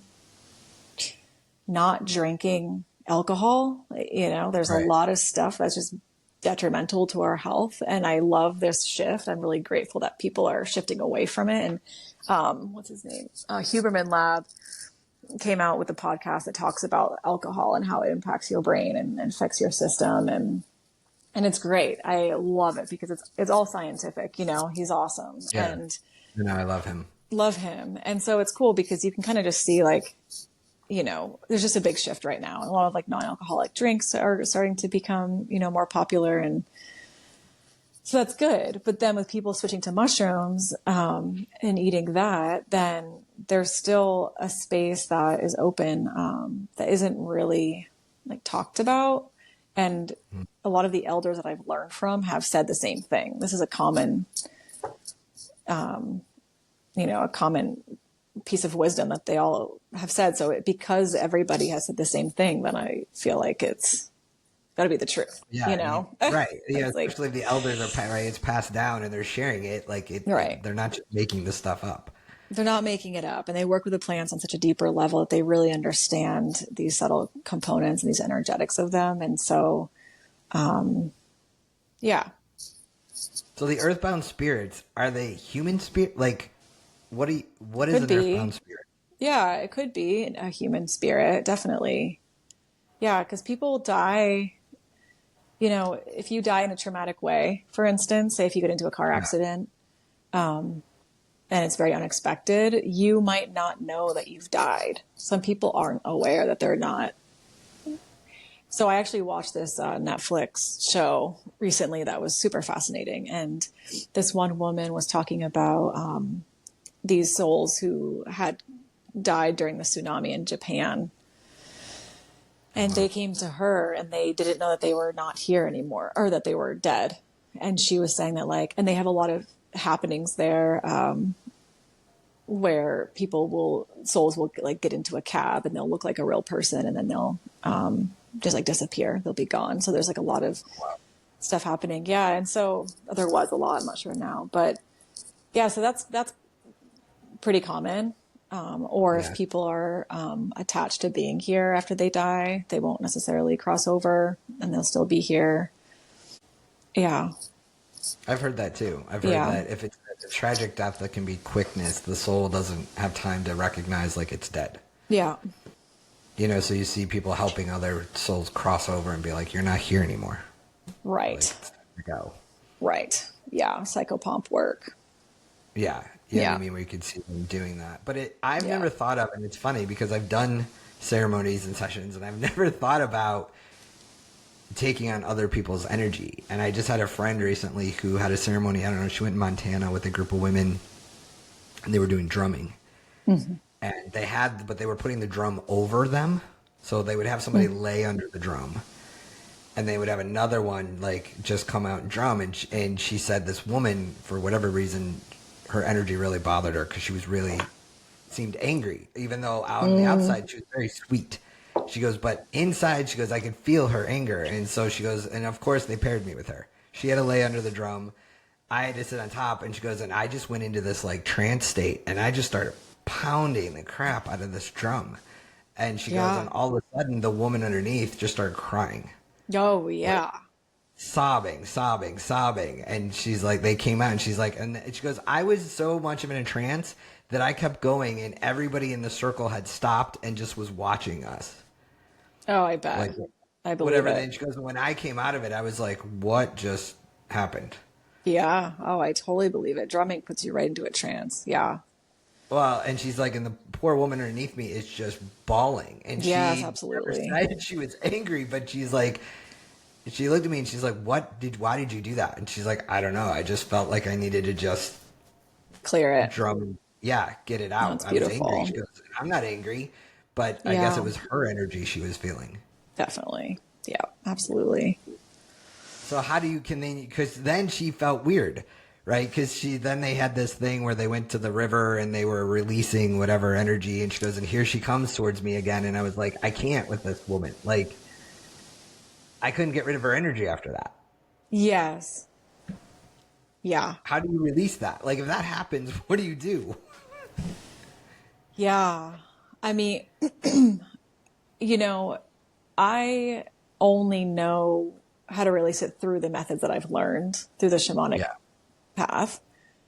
I personally recently did a meditation or a journey to assist this person who had recently died. And I felt a lot of their energy. So I didn't do it right. I didn't do it right at all because I was so excited and what's the word?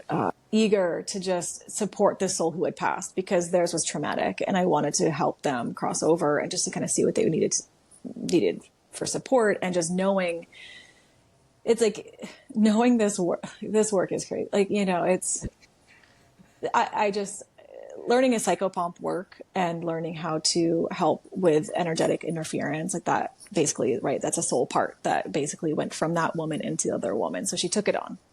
Right. And I mean, it happens all the time. It happens super easily.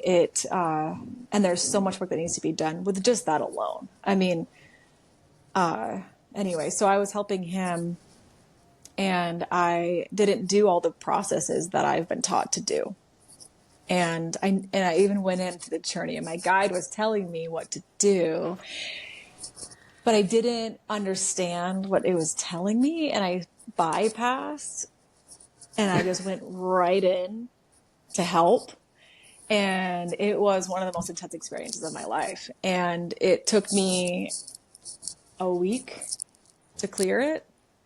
And I didn't feel like myself in a very deep level. I was much more short-tempered, very aggravated, quick to just feel angry. Just definitely a lot of emotions where I'm like, oh, man, this is not me. And I was exhausted, like so exhausted, no energy. And so it was like feeding off my life force. And what I understood was this person had an entity in him, which was really impacting his mental health.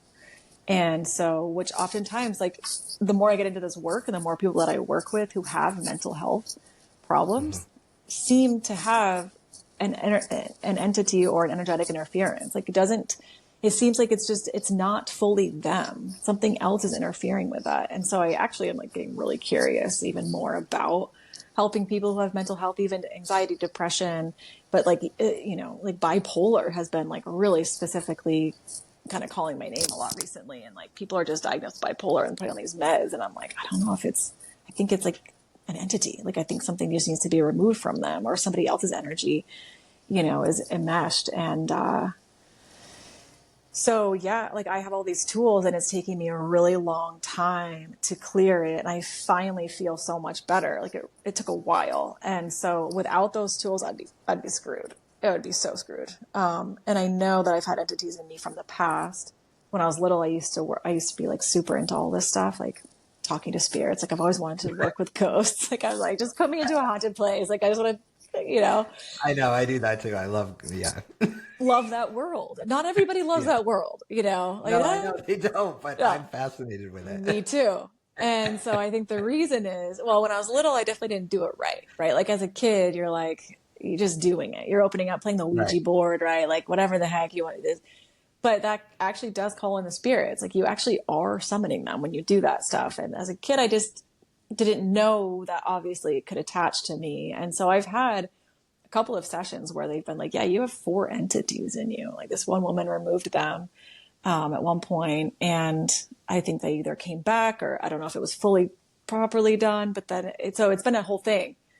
So I personally have had experiences with entities in me. And now after this journey that I did, it was very clear what had happened. And so like, yeah, so, I don't know what to tell other people who feel this way. I would say just continue clearing, but really I think you need to work with somebody to properly do it. It just depends. And it depends on the situation, right? So for her, taking on this person as anger, she could probably clear it by herself, just with intention. If she's got, a practice, or if she's got guides, like I would probably journey to her guides, or just ask for help and just do it consistently until it feels better. And if it doesn't work after a certain amount of time, then yeah, I would see somebody. If it's an entities can be hard sometimes, if they are of ill intent, then they might not want to leave, and you might have to do some deeper work to get them out. A lot of times it is an energy or a being that does want to be supportive. Like, in some of the sessions that I've done, they're like, basically will come in when a kid has like a traumatic experience and they're looking for help, like reprieve. And then an entity will knowingly or unknowingly kind of present themselves. And really the kid might just feel like they just want to feel better, and then this entity will enter. So there has to be an agreement on some level, but even if you don't realize you're asking for it as a kid, like I don't know, I'm not sure how that can happen if there's an agreement, but I forget, my teachers talked about this specifically. But yeah, so and then it just comes in. So the intention could be to protect the child who didn't feel safe. So, and was experiencing maybe like, abuse or something, where they just felt like they couldn't, handle it. So then they're here protecting them, and they're not of ill intent, but they've been there for the whole life. And then the person becomes an adult and they're like, I just don't quite feel how I know I can feel, or maybe they have health issues or something's kind of off and not quite right. And so then you go into it and it turns out that there's this entity that's been there since they were 5 protecting them. And then really somebody needs to remove that. And sometimes you have to like convince them to leave, or really like, thank them for what they did as a child, but they don't need them as an adult anymore. And then they can move on. So yeah. So, just, it really does depend on the situation and scenario with what's happening, but it's so real. It's so real. I could get into so many stories, like just crazy stuff where people feel night and day difference after having these removals, and does there have to be an agreement? Because I don't want people to get freaked out. Here's what I don't want to do is freak people out about doing energy work and all that, other than be like, well, I don't want an entity, so I ain't opening up to any of this. Do you know what I mean? But if it's a safe container, yeah. If you're receiving energy work and the practitioner has a clear intention and the space is clear, right? If they know what they're doing, you're going to be fine. It's not going to come in. No. When it comes in when you don't have a clear intention, when you don't have a safe container, and you're just opening yourself up to it, And so I'll just use mushrooms as an example again. If you are just like, well, I just want to like take mushrooms and like, whatever, I'm open to whatever. Right. I'm just going to take them. And just like go out in the world, go out into like the middle of the city and like walk around. I don't know, just whatever, you know? Yeah. Just to experience it on the shrooms. Right. Then it's like, okay, well, you're opening to whatever. So there's no clear intention of I'm going, this is what I want to do. So I want to get out of it and holding that intention. And there's no protection there. And so because you're doing it by yourself without those components, that's different. But working with practitioners, working with people who know what they're doing, you'll be fine. Yeah, absolutely. That's why I always say use discernment and really investigate your practitioners and, talk to friends who have done that. Like I've worked with Haley on a lot of things, so I know Haley and I trust her. I use discernment because it is your energy and it is sacred, and I'm not going to just open it up for anybody. And I think that's, where people, like you said, they want a quick fix, and so many people can claim that they can do certain things for you, but they don't really have the responsibilities of being an ethical practitioner to really do it. Right. Or somebody will say, oh, I have shrooms. Well, you have no idea where those shrooms came from. Right. Right. Like, I don't know where those, and I'm going to ingest that in my body, and now what? Totally. Yeah. I don't. So it is also doing your research and looking at the people you're working with and opening up to, because I don't think enough people talk about that, to your point, of the container. And what is the responsibility of a practitioner and a participant, right? Like you said. And I know people have done that who are like, oh, I'll take shrooms and just walk around and I just want to experience the city and it's so alive. And it's like, yeah, okay, but you've just opened yourself up energetically to like everything around you. Right.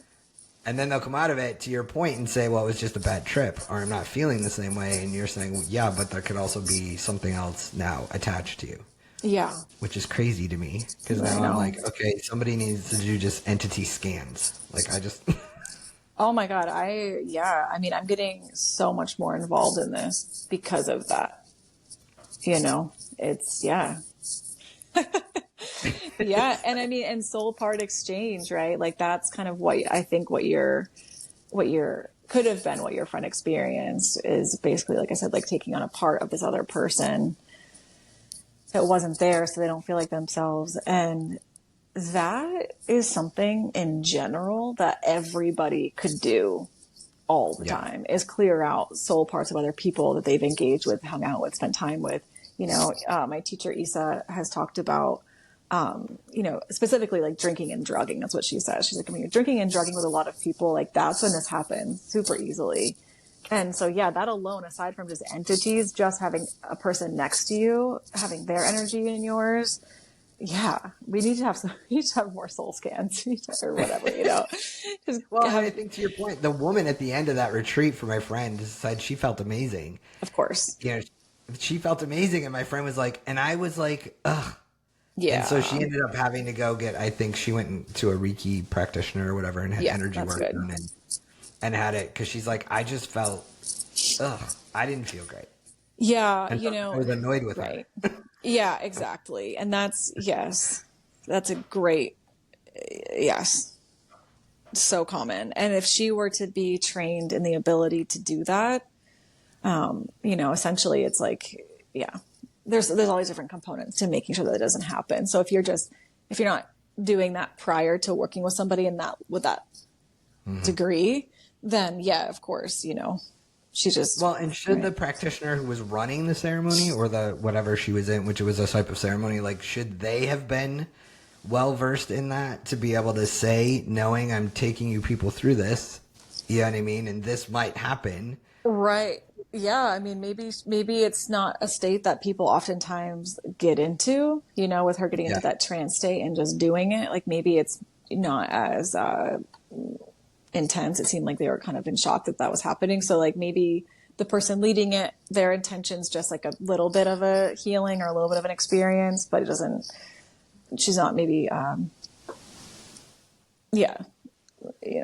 maybe she's unaware that would go that deep. And so hopefully moving forward, she would have that, that information that happened. And then, to either, have everybody set the intention for it to be really, really light. So that way they aren't allowing themselves to go so into that deep trance state without knowing what they're doing. Yeah. Cause I mean, if her intention is to go really deep and to clear out stuff from people with people who aren't trained in it, then that's absolutely, doesn't make any sense. I think that was the whole point of the drumming. But to your point, like when I did the sweat lodge, yeah, I had a woman who like,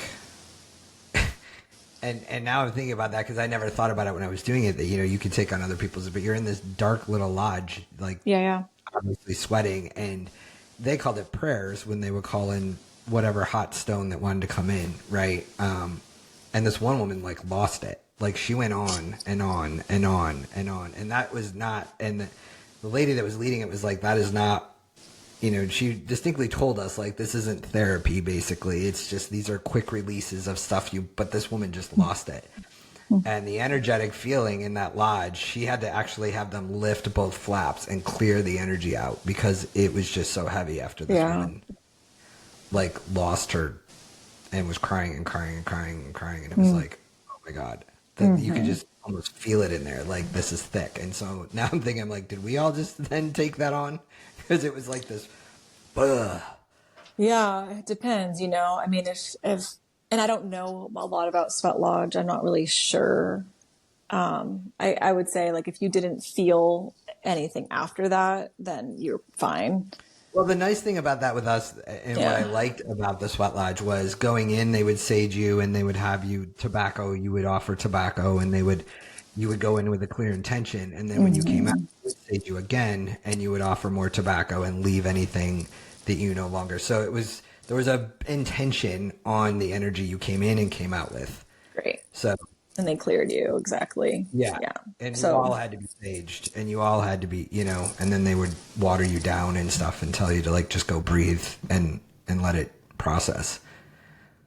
But yeah, that's exactly it. So they know what they're doing. Though I'm sure the people who led the sweat lodge have been doing that for a very long time and understand that could happen, but they know the protocol and they know how to make it so that doesn't occur, and they probably, I mean, I wouldn't be afraid it's exactly the same thing. Just people who have been doing it for a long time, who are trained in the traditions. And a lot of times people can't lead certain ceremonies and, the sweat lodge or, it takes a while to get initiated into that path. Like sometimes people don't. Oh yeah, it took her years. Yeah, years. Like she goes to Iceland and does things over there with the Nordic. That's how it should be. And like here, we are trying to be on the fast track of doing it. People are like, "Oh, well, I ate mushrooms a couple times. Yeah, I could lead you in I could hold this container for you. Totally, of course, you can hold a container for somebody, but you might take on some of their shit that they're releasing, or you might give them something. You just don't know. And so, I wouldn't be worried ever going to, well, I don't know. Never mind. It just depends. But yeah, I think in general, because ayahuasca, I've heard of people going to ayahuasca ceremonies outside of the country and having really bad experiences, because a lot of the intention isn't clear and pure either. So it is tough. It's tough, and it definitely is something to think about. It's not all, but yeah, I don't want to scare anybody away from it, but it's definitely, I would say just using their intuition and really tuning into the person. And if they feel any inkling of this just doesn't feel right, then listening to that, and just trusting their gut. Yeah, because I didn't feel anything when I left. I mean, that was one of the most profound experiences of my life. That's awesome. You know what I mean? And she had asked her to leave the sweat lodge after that. Okay. Mainly because she was like, you need to like go settle and purge. You know what I mean? And she did it very graciously and nicely. And they told us that they ever asked. Because the other thing was, if you left the lodge, you would do 10 rounds of these stones coming in. But once you left, you couldn't come back in. And it was, you know what I mean? So it was to hold the container and the sacredness and understand. And to your point, trust your intuition. If you need to go, you need to go. Yeah. It's just not for you. It's not trying to force you. And I think that's the key of not having expectations. Yeah. Right. Yeah. And at least at that time, maybe it's just too much right now, but down the line, it would be the right time. Yeah. You can always go back. I mean, that's one thing I think people are always like, oh, I got to do this once. And it's like, no, you can. I don't know that I want to do ayahuasca 13 times. I mean, at some point you got to look at yourself and go, what am I learning from this? Right. What's my intention? Am I going to be, do I want to carry this medicine? Am I training to be, a leader in this field, or to, to learn under somebody, or am I just avoiding doing the actual work and I just utilize the medicine to, to fix all my problems, and it's not fixing them. So I just keep on going back thinking that I will. Yeah. Totally. Do it more and more and it'll go away. It's like, no, you have to do the work. Yeah. That's the whole point. These are tools. They're not end all be alls. It's finding that. So how do you see two things I know you're passionate about, and something is the sourcing of the plant medicine. Uh-huh. Like, what guidelines do you think any practitioners or people should be using universally in dealing with ethically sourcing these plants, right? Because if it's about intention, we also want to make sure that we're getting them from intentional places. Yeah. Versus, hey, I'm going to grow a ton of this, and then that way I'll make a lot of money. And depends on who you talk to, but I feel like growing it with, again, the intention to shift consciousness, the intention to assist in, people becoming more connected to the highest version of themselves, right? So like people are like, I am growing this medicine, I'm connecting to it because I want to see a shift in humanity, because we need to become, we need to work with our egos in a different way. We need to become more aware of ourselves. We need to be more light beings, essentially. And so looking at the plant as a teacher, looking at the plant as a guide, and also something I always tell people too is like, if you look at it as a teacher and something that's here to guide you on with your process, say, if you're looking at it as like you're in college, right? You're taking a college course. This professor is changing your life. They're really impacting you. They're teaching you all these things that you've never learned, that you never knew before. But once that class is over, it's on you to implement that information. It's on you to, integrate it into your life, to utilize it and to spread it and to make the change within yourself, or to just apply the information. And so looking at the plant as this is a teacher, and so the person growing it, looking at it and honoring it that way is really important, because that's what it is, right? And so if they're not honoring it, if they're, again, just looking at it as dollar signs or just, wanting to whatever, then it's going to be a different medicine. It's going to be completely different. And, I guess I can use an example too with the preparation of the medicine. I mean, so I did a peyote ceremony with a couple of shamanic practitioners, I don't know, like a year and a half ago. And it was really beautiful, really gentle. And the woman who was making the medicine didn't allow anybody else except for the other shamanic practitioner to be present with the medicine. Like nobody could be in the space, so they had to sit with it and pray. They prayed over it, and everything was just in that same kind of container that you create. and their intention was gentle and light and beautiful. And, so they kept on just infusing it with that intention. And so that was what the ceremony was like. It was really amazing, and it wasn't intense at all. You could take a decent amount of the medicine and still, it was beautiful. The ceremony prior to that, with the same space, a different woman had made the medicine, and she brings you deep. It's like akin to like Scorpio, right? You're like, oh shit, like this is going to be a second thing. But, that wasn't thought about because she's so pure too. Like her intention's so pure. She's so, knows the medicine. She's worked with it for many, many, many years. But because of her relationship to the medicine and her relationship with human transformation and her connection to that plant with that intention, that's what she does for her personal ceremonies. Just her energy, the ceremony was a very different ceremony. Everybody came out of it like, what just happened? They were rocked. And they didn't even have to drink that much of it. Didn't have anything to do with the amount that they consumed. It was 100% the intention of the different practitioners. And like I said, it was a night and day difference with the ceremony. And they realized halfway through the other ceremony, the main practitioner was like, she's like, what's happening? Like, this never happens in my ceremonies. Like, my ceremonies are always gentle and beautiful and like, sweet and like playful. And she's like, oh, right. I had her make it. That's never going to happen again. Cause that's not this. Like, this is not what I'm not looking to provide that for these. So it was, and that is it. And that's it. And so with the person who's making it, or growing it, that is what could make a big difference for everybody's experience. Yeah. Is there anything else you want me to, I know I talked about this a little bit before, but is there anything else? Does that answer your question around what you're looking for? Yeah. Because I think it's important for people to realize the energetics with the plant medicine. You know what I mean? And we know that in all various kinds of energy work, but I think I don't think people realize that when it comes to plant medicine. For whatever reason, people I've talked to, it's like, well, the plant has its own energy and it's great. And it's Sure. like, yeah, but it does. The person working with the plant also, it's a dance. They're dancing together. The energy is intertwined.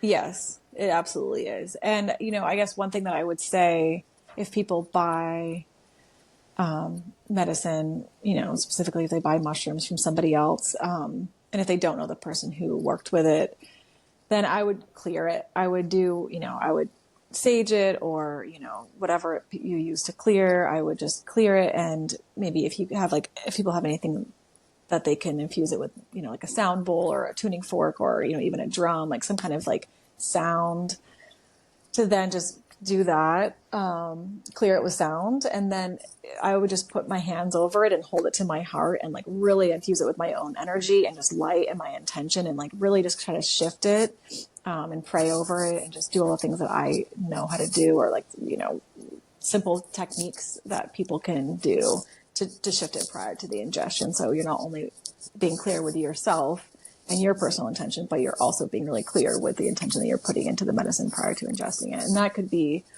that could definitely be beneficial and helpful. No, that's good. I'm glad you said that, because that's great advice for people to understand that your energy can also affect things. Yeah, definitely.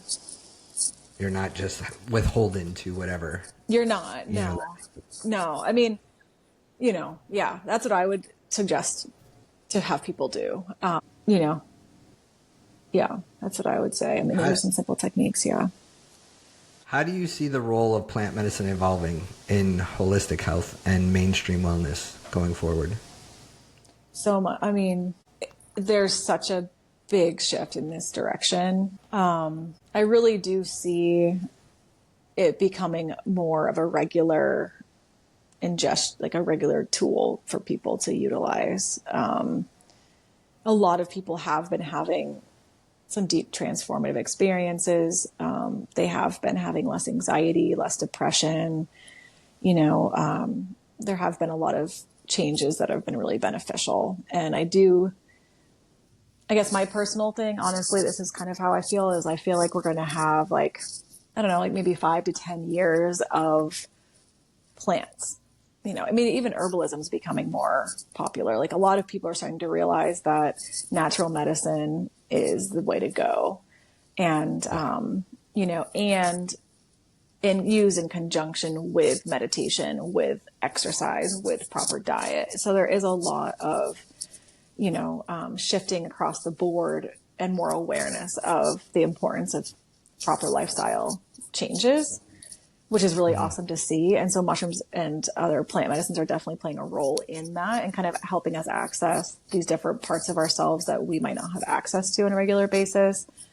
So yeah, I do. I see it as an amazing tool that it's only going to get more, legalized and decriminalized and accepted. I see it's very similar to the path that probably weed took, where now we have all these dispensaries and taking CBD to help you, with your pain or sleep or, even THC to help support,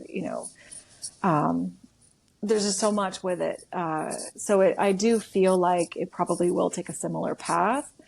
And I think even the pharmaceutical companies are starting to isolate some of the components of mushrooms to use in like pill form to, help maybe see if they can take out certain components that kind of like taking out CBD and not having the THC. I think they're trying to look at how they can take out parts to help with mental health, I think more so specifically, without having to have the tripping experience. Mm-hmm. So I don't know. I mean, that could be helpful. I always am like way more of like a whole plant person. Like everything has its like benefits and the constituents. And then I think from my perspective, I feel like after probably, like I said, like maybe like a decade of really deep diving and kind of amplifying this, maybe shifting away from it and then really realizing that like ultimately we don't need anything. We just kind of need tools to get us out of the funks, like out of like the depths or the if you look at like the lotus, right? Like out of the muck and the mud, and then to get us to that space where we have a harder time accessing without the support of it. And then eventually we can just do it, without ayahuasca or all that. That's kind of, I mean, I don't know.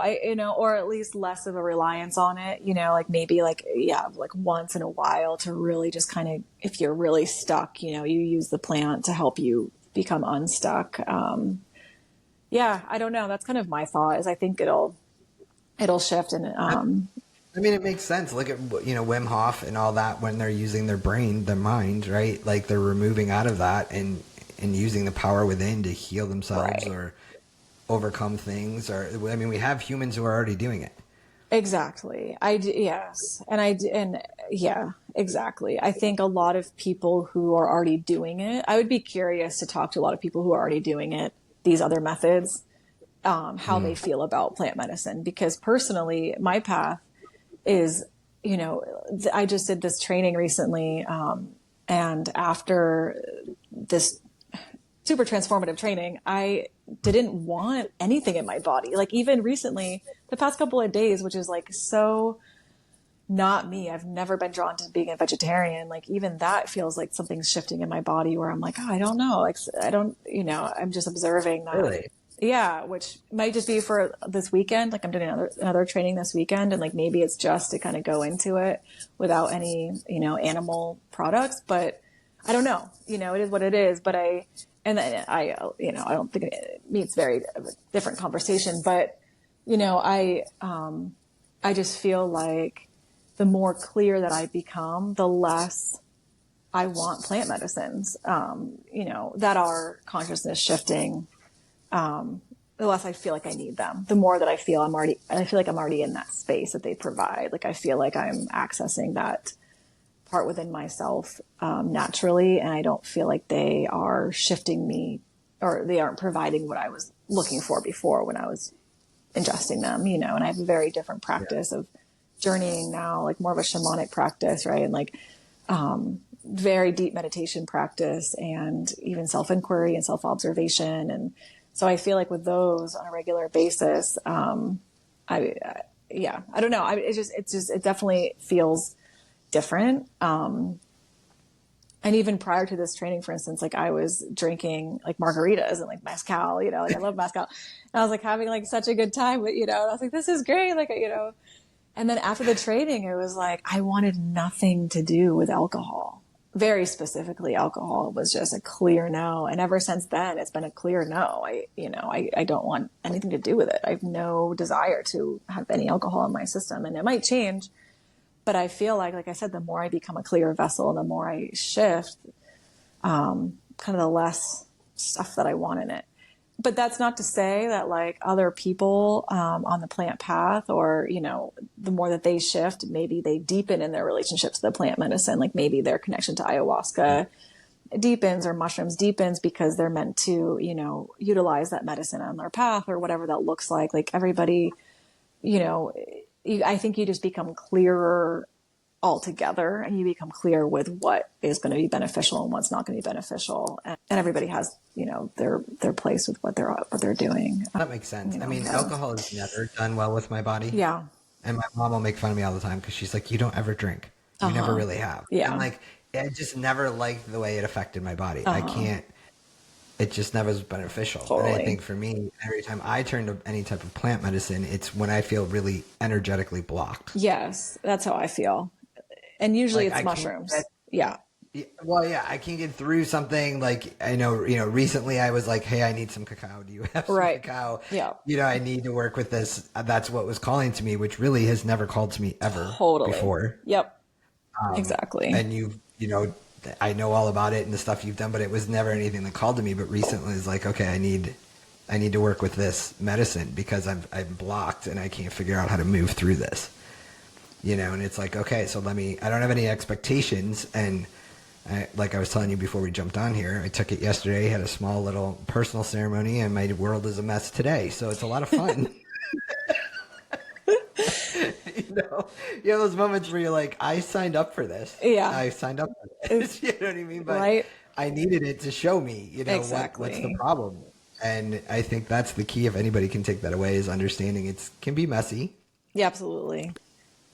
It doesn't feel good sometimes, a lot of the time. Yep. But when you do work through it and you get through it and you have that release, it's all worth it. And you realize that. So I think those are, you know, if you just walk away and go, this was a bad trip, or this was just bad medicine, or this plant sucks. Right. She doesn't know what she's talking about. You know what I mean? It's like, right. No, let it teach you. You're not allowing then, I don't think, it to teach you anything. Right. Yeah. Yeah. I mean, I think it probably could be even, you know, I'd be curious to talk to the elders about that too. Like if it's just not in resonance, if it's just not your medicine, if it's not, you know, or if it's, you're just not seeing what it's showing you, you know. I mean, I definitely resonated with peyote way more than ayahuasca. I loved peyote, but also the ceremony was gentle. And oh yeah. And my body did. It was like my cellular system wanted it. So whatever it was providing for my like physical body, I don't know what it was, but it felt supportive. Yeah. So yeah, I don't know. You know, I think there's probably it's probably super nuanced and, you know, very individualistic. I've never felt called to do ayahuasca. I still don't feel called to do ayahuasca. Which, right, mentally, sometimes I'm like, why? You know, but I feel more called to do mushrooms. I've done microdosing, obviously, you know, but like more fuller, potent ones than ayahuasca. Yeah, right. And that's exactly it. And you know, and I bet if you hadn't felt like you didn't want to take it, but then you went to a ceremony because maybe somebody told you you should take it, and then you did, you might not have a good experience. You could have a good experience. It could show you, it could be totally different, but it also might not be what other people are looking to receive because you aren't feeling in alignment with it, you know? And that's kind of my like, intention. Right. It just, right. And which is again, like what I want people to understand with mushrooms is like, you know, just because somebody else's anxiety and depression is being supported by ingesting mushrooms, it doesn't necessarily mean that yours is going to, so really just listening to yourself, listening to your body and what feels in alignment with you is optimal. And also other plants can be really supportive, you know? I mean, you could sit in ceremony with, I don't know, lavender or like Yeah. chamomile or something that's like so gentle and soothing and is supportive for anxiety. And if you deepen in your relationship to it, or you really create a sacred space to ingest it and to work with the spirit and to like get to know it, and to, it's really gentle. It's not going to push you through the door like these other plants do, but it could be more beneficial even, Yeah. really kind of, and it depends too, like what level you need support on, the way that I'm starting to understand even more around working with the different bodies, right? We got like the physical body, the mental, emotional, and spiritual bodies. And there's like plant essences. We're kind of getting off track. Sorry, I know, but like plant essences, like the vibrational component of plants really can help your spiritual body. So if you just need like a little bit of like a subtle shift, then working with a plant spirit alone could be helpful. You don't even have to ingest it if you work with the spirit. And then if if you want to work on a vibrational level, you could do, like for instance, like Bach flower remedies are a good, right? And so people will ingest, like a big one is the stress remedy. And a lot of people notice a shift when they take that. And Oh, I had some profound I believe it. experiences from flower essence that kind of Yes, caught me by surprise. it does, because it's right. So that also might just be what somebody needs, is a subtle energetic shift that the plant will provide for them to have the physical change. It's not only physical that's needed, so right. And so, and a lot of times the disease and the issues stem from an imbalance in our spiritual body. And, and then it comes in, right. We've got like, the mental thought, or is it, I always forget if it's mental or emotional. Maybe it's emotional first. But then it comes in and we'll have like, anxiety, or we'll feel just like emotionally distraught. And then it'll come into like mental patterns. And we've got all these thought patterns that feel out of alignment or feel off. And then it comes into the physical, and it manifests in physical pain. And we generally don't listen until it's physical pain, because we can override our thought patterns. We can go out and have some drinks with friends. We can, meditate, numb it. We can any coping mechanism. Yeah, exactly. That like you can utilize to shift, or not shift really, just to kind of like, right. Oh, Band-Aid it. You Band-Aid it. Right. So like you can easily do all these things to avoid those energetic levels. But once your physical body's yelling at you, that's when you pay attention to it. And unfortunately, that's usually can be more challenging to clear and to shift than the other parts that were presenting themselves prior to that. And so, if we heal the energetic on the outside, a lot of times that will trickle down and will clear the physical. So we don't even have to, like I said, ingest the plant medicine or something. It could just be energetic that we have to work with them with. And yeah, No, that's actually a really good point. And probably, I don't know if you would suggest this too. And I would say, if you want to try, if you've never worked with any plant medicine, flower essence is a great place to start, because it was, at least for me, seems it's an easier place, you know what I mean, to start and not have to know so much information as you're working with it. And it was something I had to go through when I was getting certified as a spiritual life coach. We had to do flower essence. Yeah. Awesome. Our professor would give us like slides of flowers, and we had to intuitively write down what we felt the flower was saying, what would it help, and then and then we would have to share it and say, okay, let's talk about that. So she gave us like 10 slides of flowers and said, I just want you to intuitively, no name, no telling us what it was, but link with the spirit of the flower and write down, what is it telling you, what is it saying, what it'll help you with. Oh, that's and so awesome. I was surprised, because we had to buy some flower essences, and then they taught us how to make them. And it was like, I was surprised at how much one of those, like, really, it was, I forget which, it was a desert one from Arizona, because I was there, and it just, I had to stop taking it. Yeah. Because it was hitting me so hard. Oh, yeah. I was like, what is going on? And my professor was like, okay, well then just stop dosing for a day, because, we would have to change every week. We had to try a new dose of a different flower essence and write down what was happening, how it was helping us. And yeah, one of them, it was like emergency something. I forget what it was called. And it just was, I go, I can't, this is wreaking havoc. Like, I need to slow down. This is too much. And she's like, okay, take some couple days off and just work with the flower. Right. Oh my God. Yeah. I mean, yeah, that reminds me of, working with this Native American herbalist. Her name's Karen Sanders. She's used to be up in Northern California, but then she moved to Washington. And I did this, what was the training? The Emergent. It was, I forget what it was called, but it was something along the lines of basically working with the spirit the whole time, right? So we sat with the plants and just, she taught us this thing called heart breath, which really, you know, Heart Math Institute talks about it. It's just like this ancient way of connecting to the spirit of the plants, ancient way of like connecting to yourself. You want to ultimately entrain with your heart, and then your brain is secondary. So really you want to open up this space and live from here, which makes so much sense, you know. And there's even more studies coming out now about the benefits of living, of really focusing on your heart as the main space where your energy is. And so anyway, so we just sat with the plants and did this heart breath and quieted our minds and just, you know, then you just see what they have to say and share with you. And also you do feel a shift, you know, just with that alone, you feel your energetic body changes. And then we ingested, similar to kind of what you experienced, where they didn't tell us what the plant was. We sat in this group, together as a group, and we each took one drop of this medicine that she had made. And then we just sat. And I think it was probably for like 20 minutes. I think we just listened and just silenced our minds and tuned into our heart. And then we shared what we felt, and we shared what messages we received or whatever came through. And then she would tell us what the medicine was. And everybody picked up the same thing. They're like, oh yeah, I got that it was this, and I felt this, and this is where it went in my body. Right. It's crazy. And you're like, dude, and that's one drop. And that's, you know, and it's so, I mean, her medicine's different than flower essences because she actually takes the plant material and cooks it down for a while. Mm. And then that's like a potent form of it. But even still, one drop is never gonna, you're never gonna trip.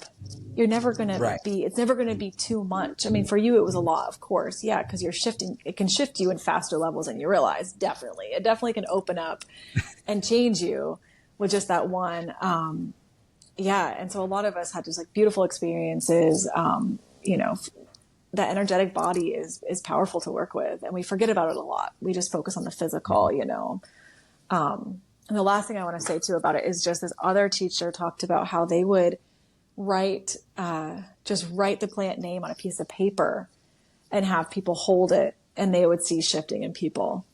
And so It's like, yeah, there's been the herbal world is absolutely incredible. And a lot of these older herbal teachers have done some really cool stuff that I'm excited for more of it to come out, you know, and for more people to start working with plants this way. And I mean, this kind of goes back to like the sustainability of plants. I mean, I focus on mushrooms, but like overarching, you know, the sustainability of plants with herbalism becoming more trendy and more popular is the over harvesting. And you know, we're starting to see certain species go extinct, you know, like sandalwood, I think is still on the extinction list. Like United Plant Savers is this beautiful organization, nonprofit organization that looks at and keeps track of the plants that are, at risk for extinction or, you know, becoming endangered species. And so you can go onto their website and just see what plants are at risk and make, you know, informed choices based on what you utilize moving forward.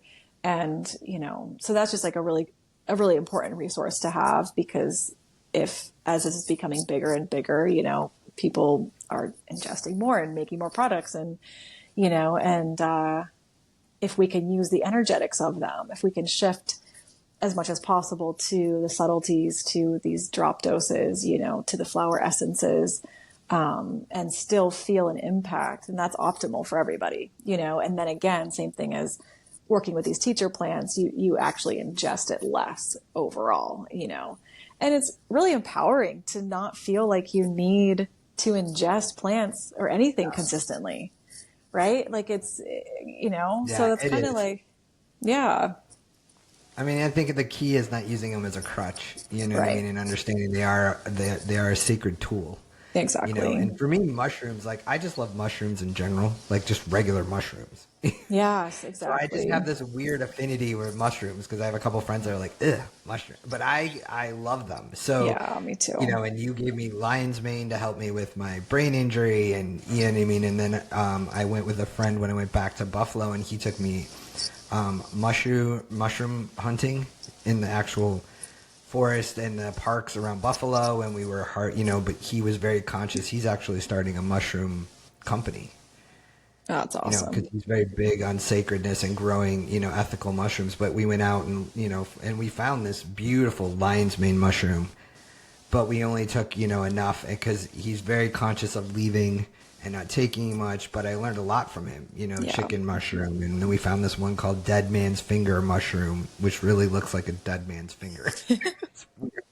It was weird, but it was just cool to get out there to learn, and to also, I think the key to that is also understanding you don't need to take it all. You only need enough, and if we can just connect to the essence, and then, like you said, we don't even have to ingest them. That's even better. I didn't even know that you could hold the name of it, and it would, but that makes sense.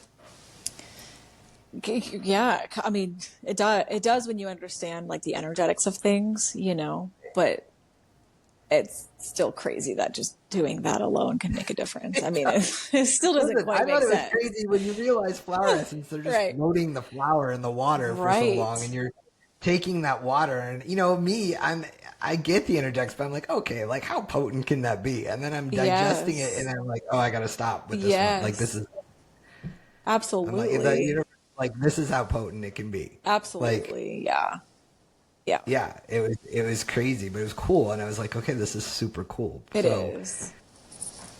The plant medicine alone, we could talk about this for hours. Yeah. And we will, because everybody loves hearing you. How can people connect with you if they need to or want to work with you? They can go to my website, www.haleylacroix.com, and that's the best way. And then they can connect that way. Sending me an email or, reaching out on the submission form or whatever way is easiest.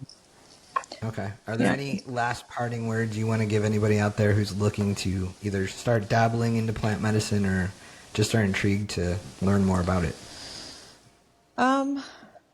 Yeah, I would say just, using your intuition, being strong with your intention, learning some basic clearing techniques, and then some basic protection techniques would be beneficial, and then implementing those, and then establishing a daily ritual within yourself.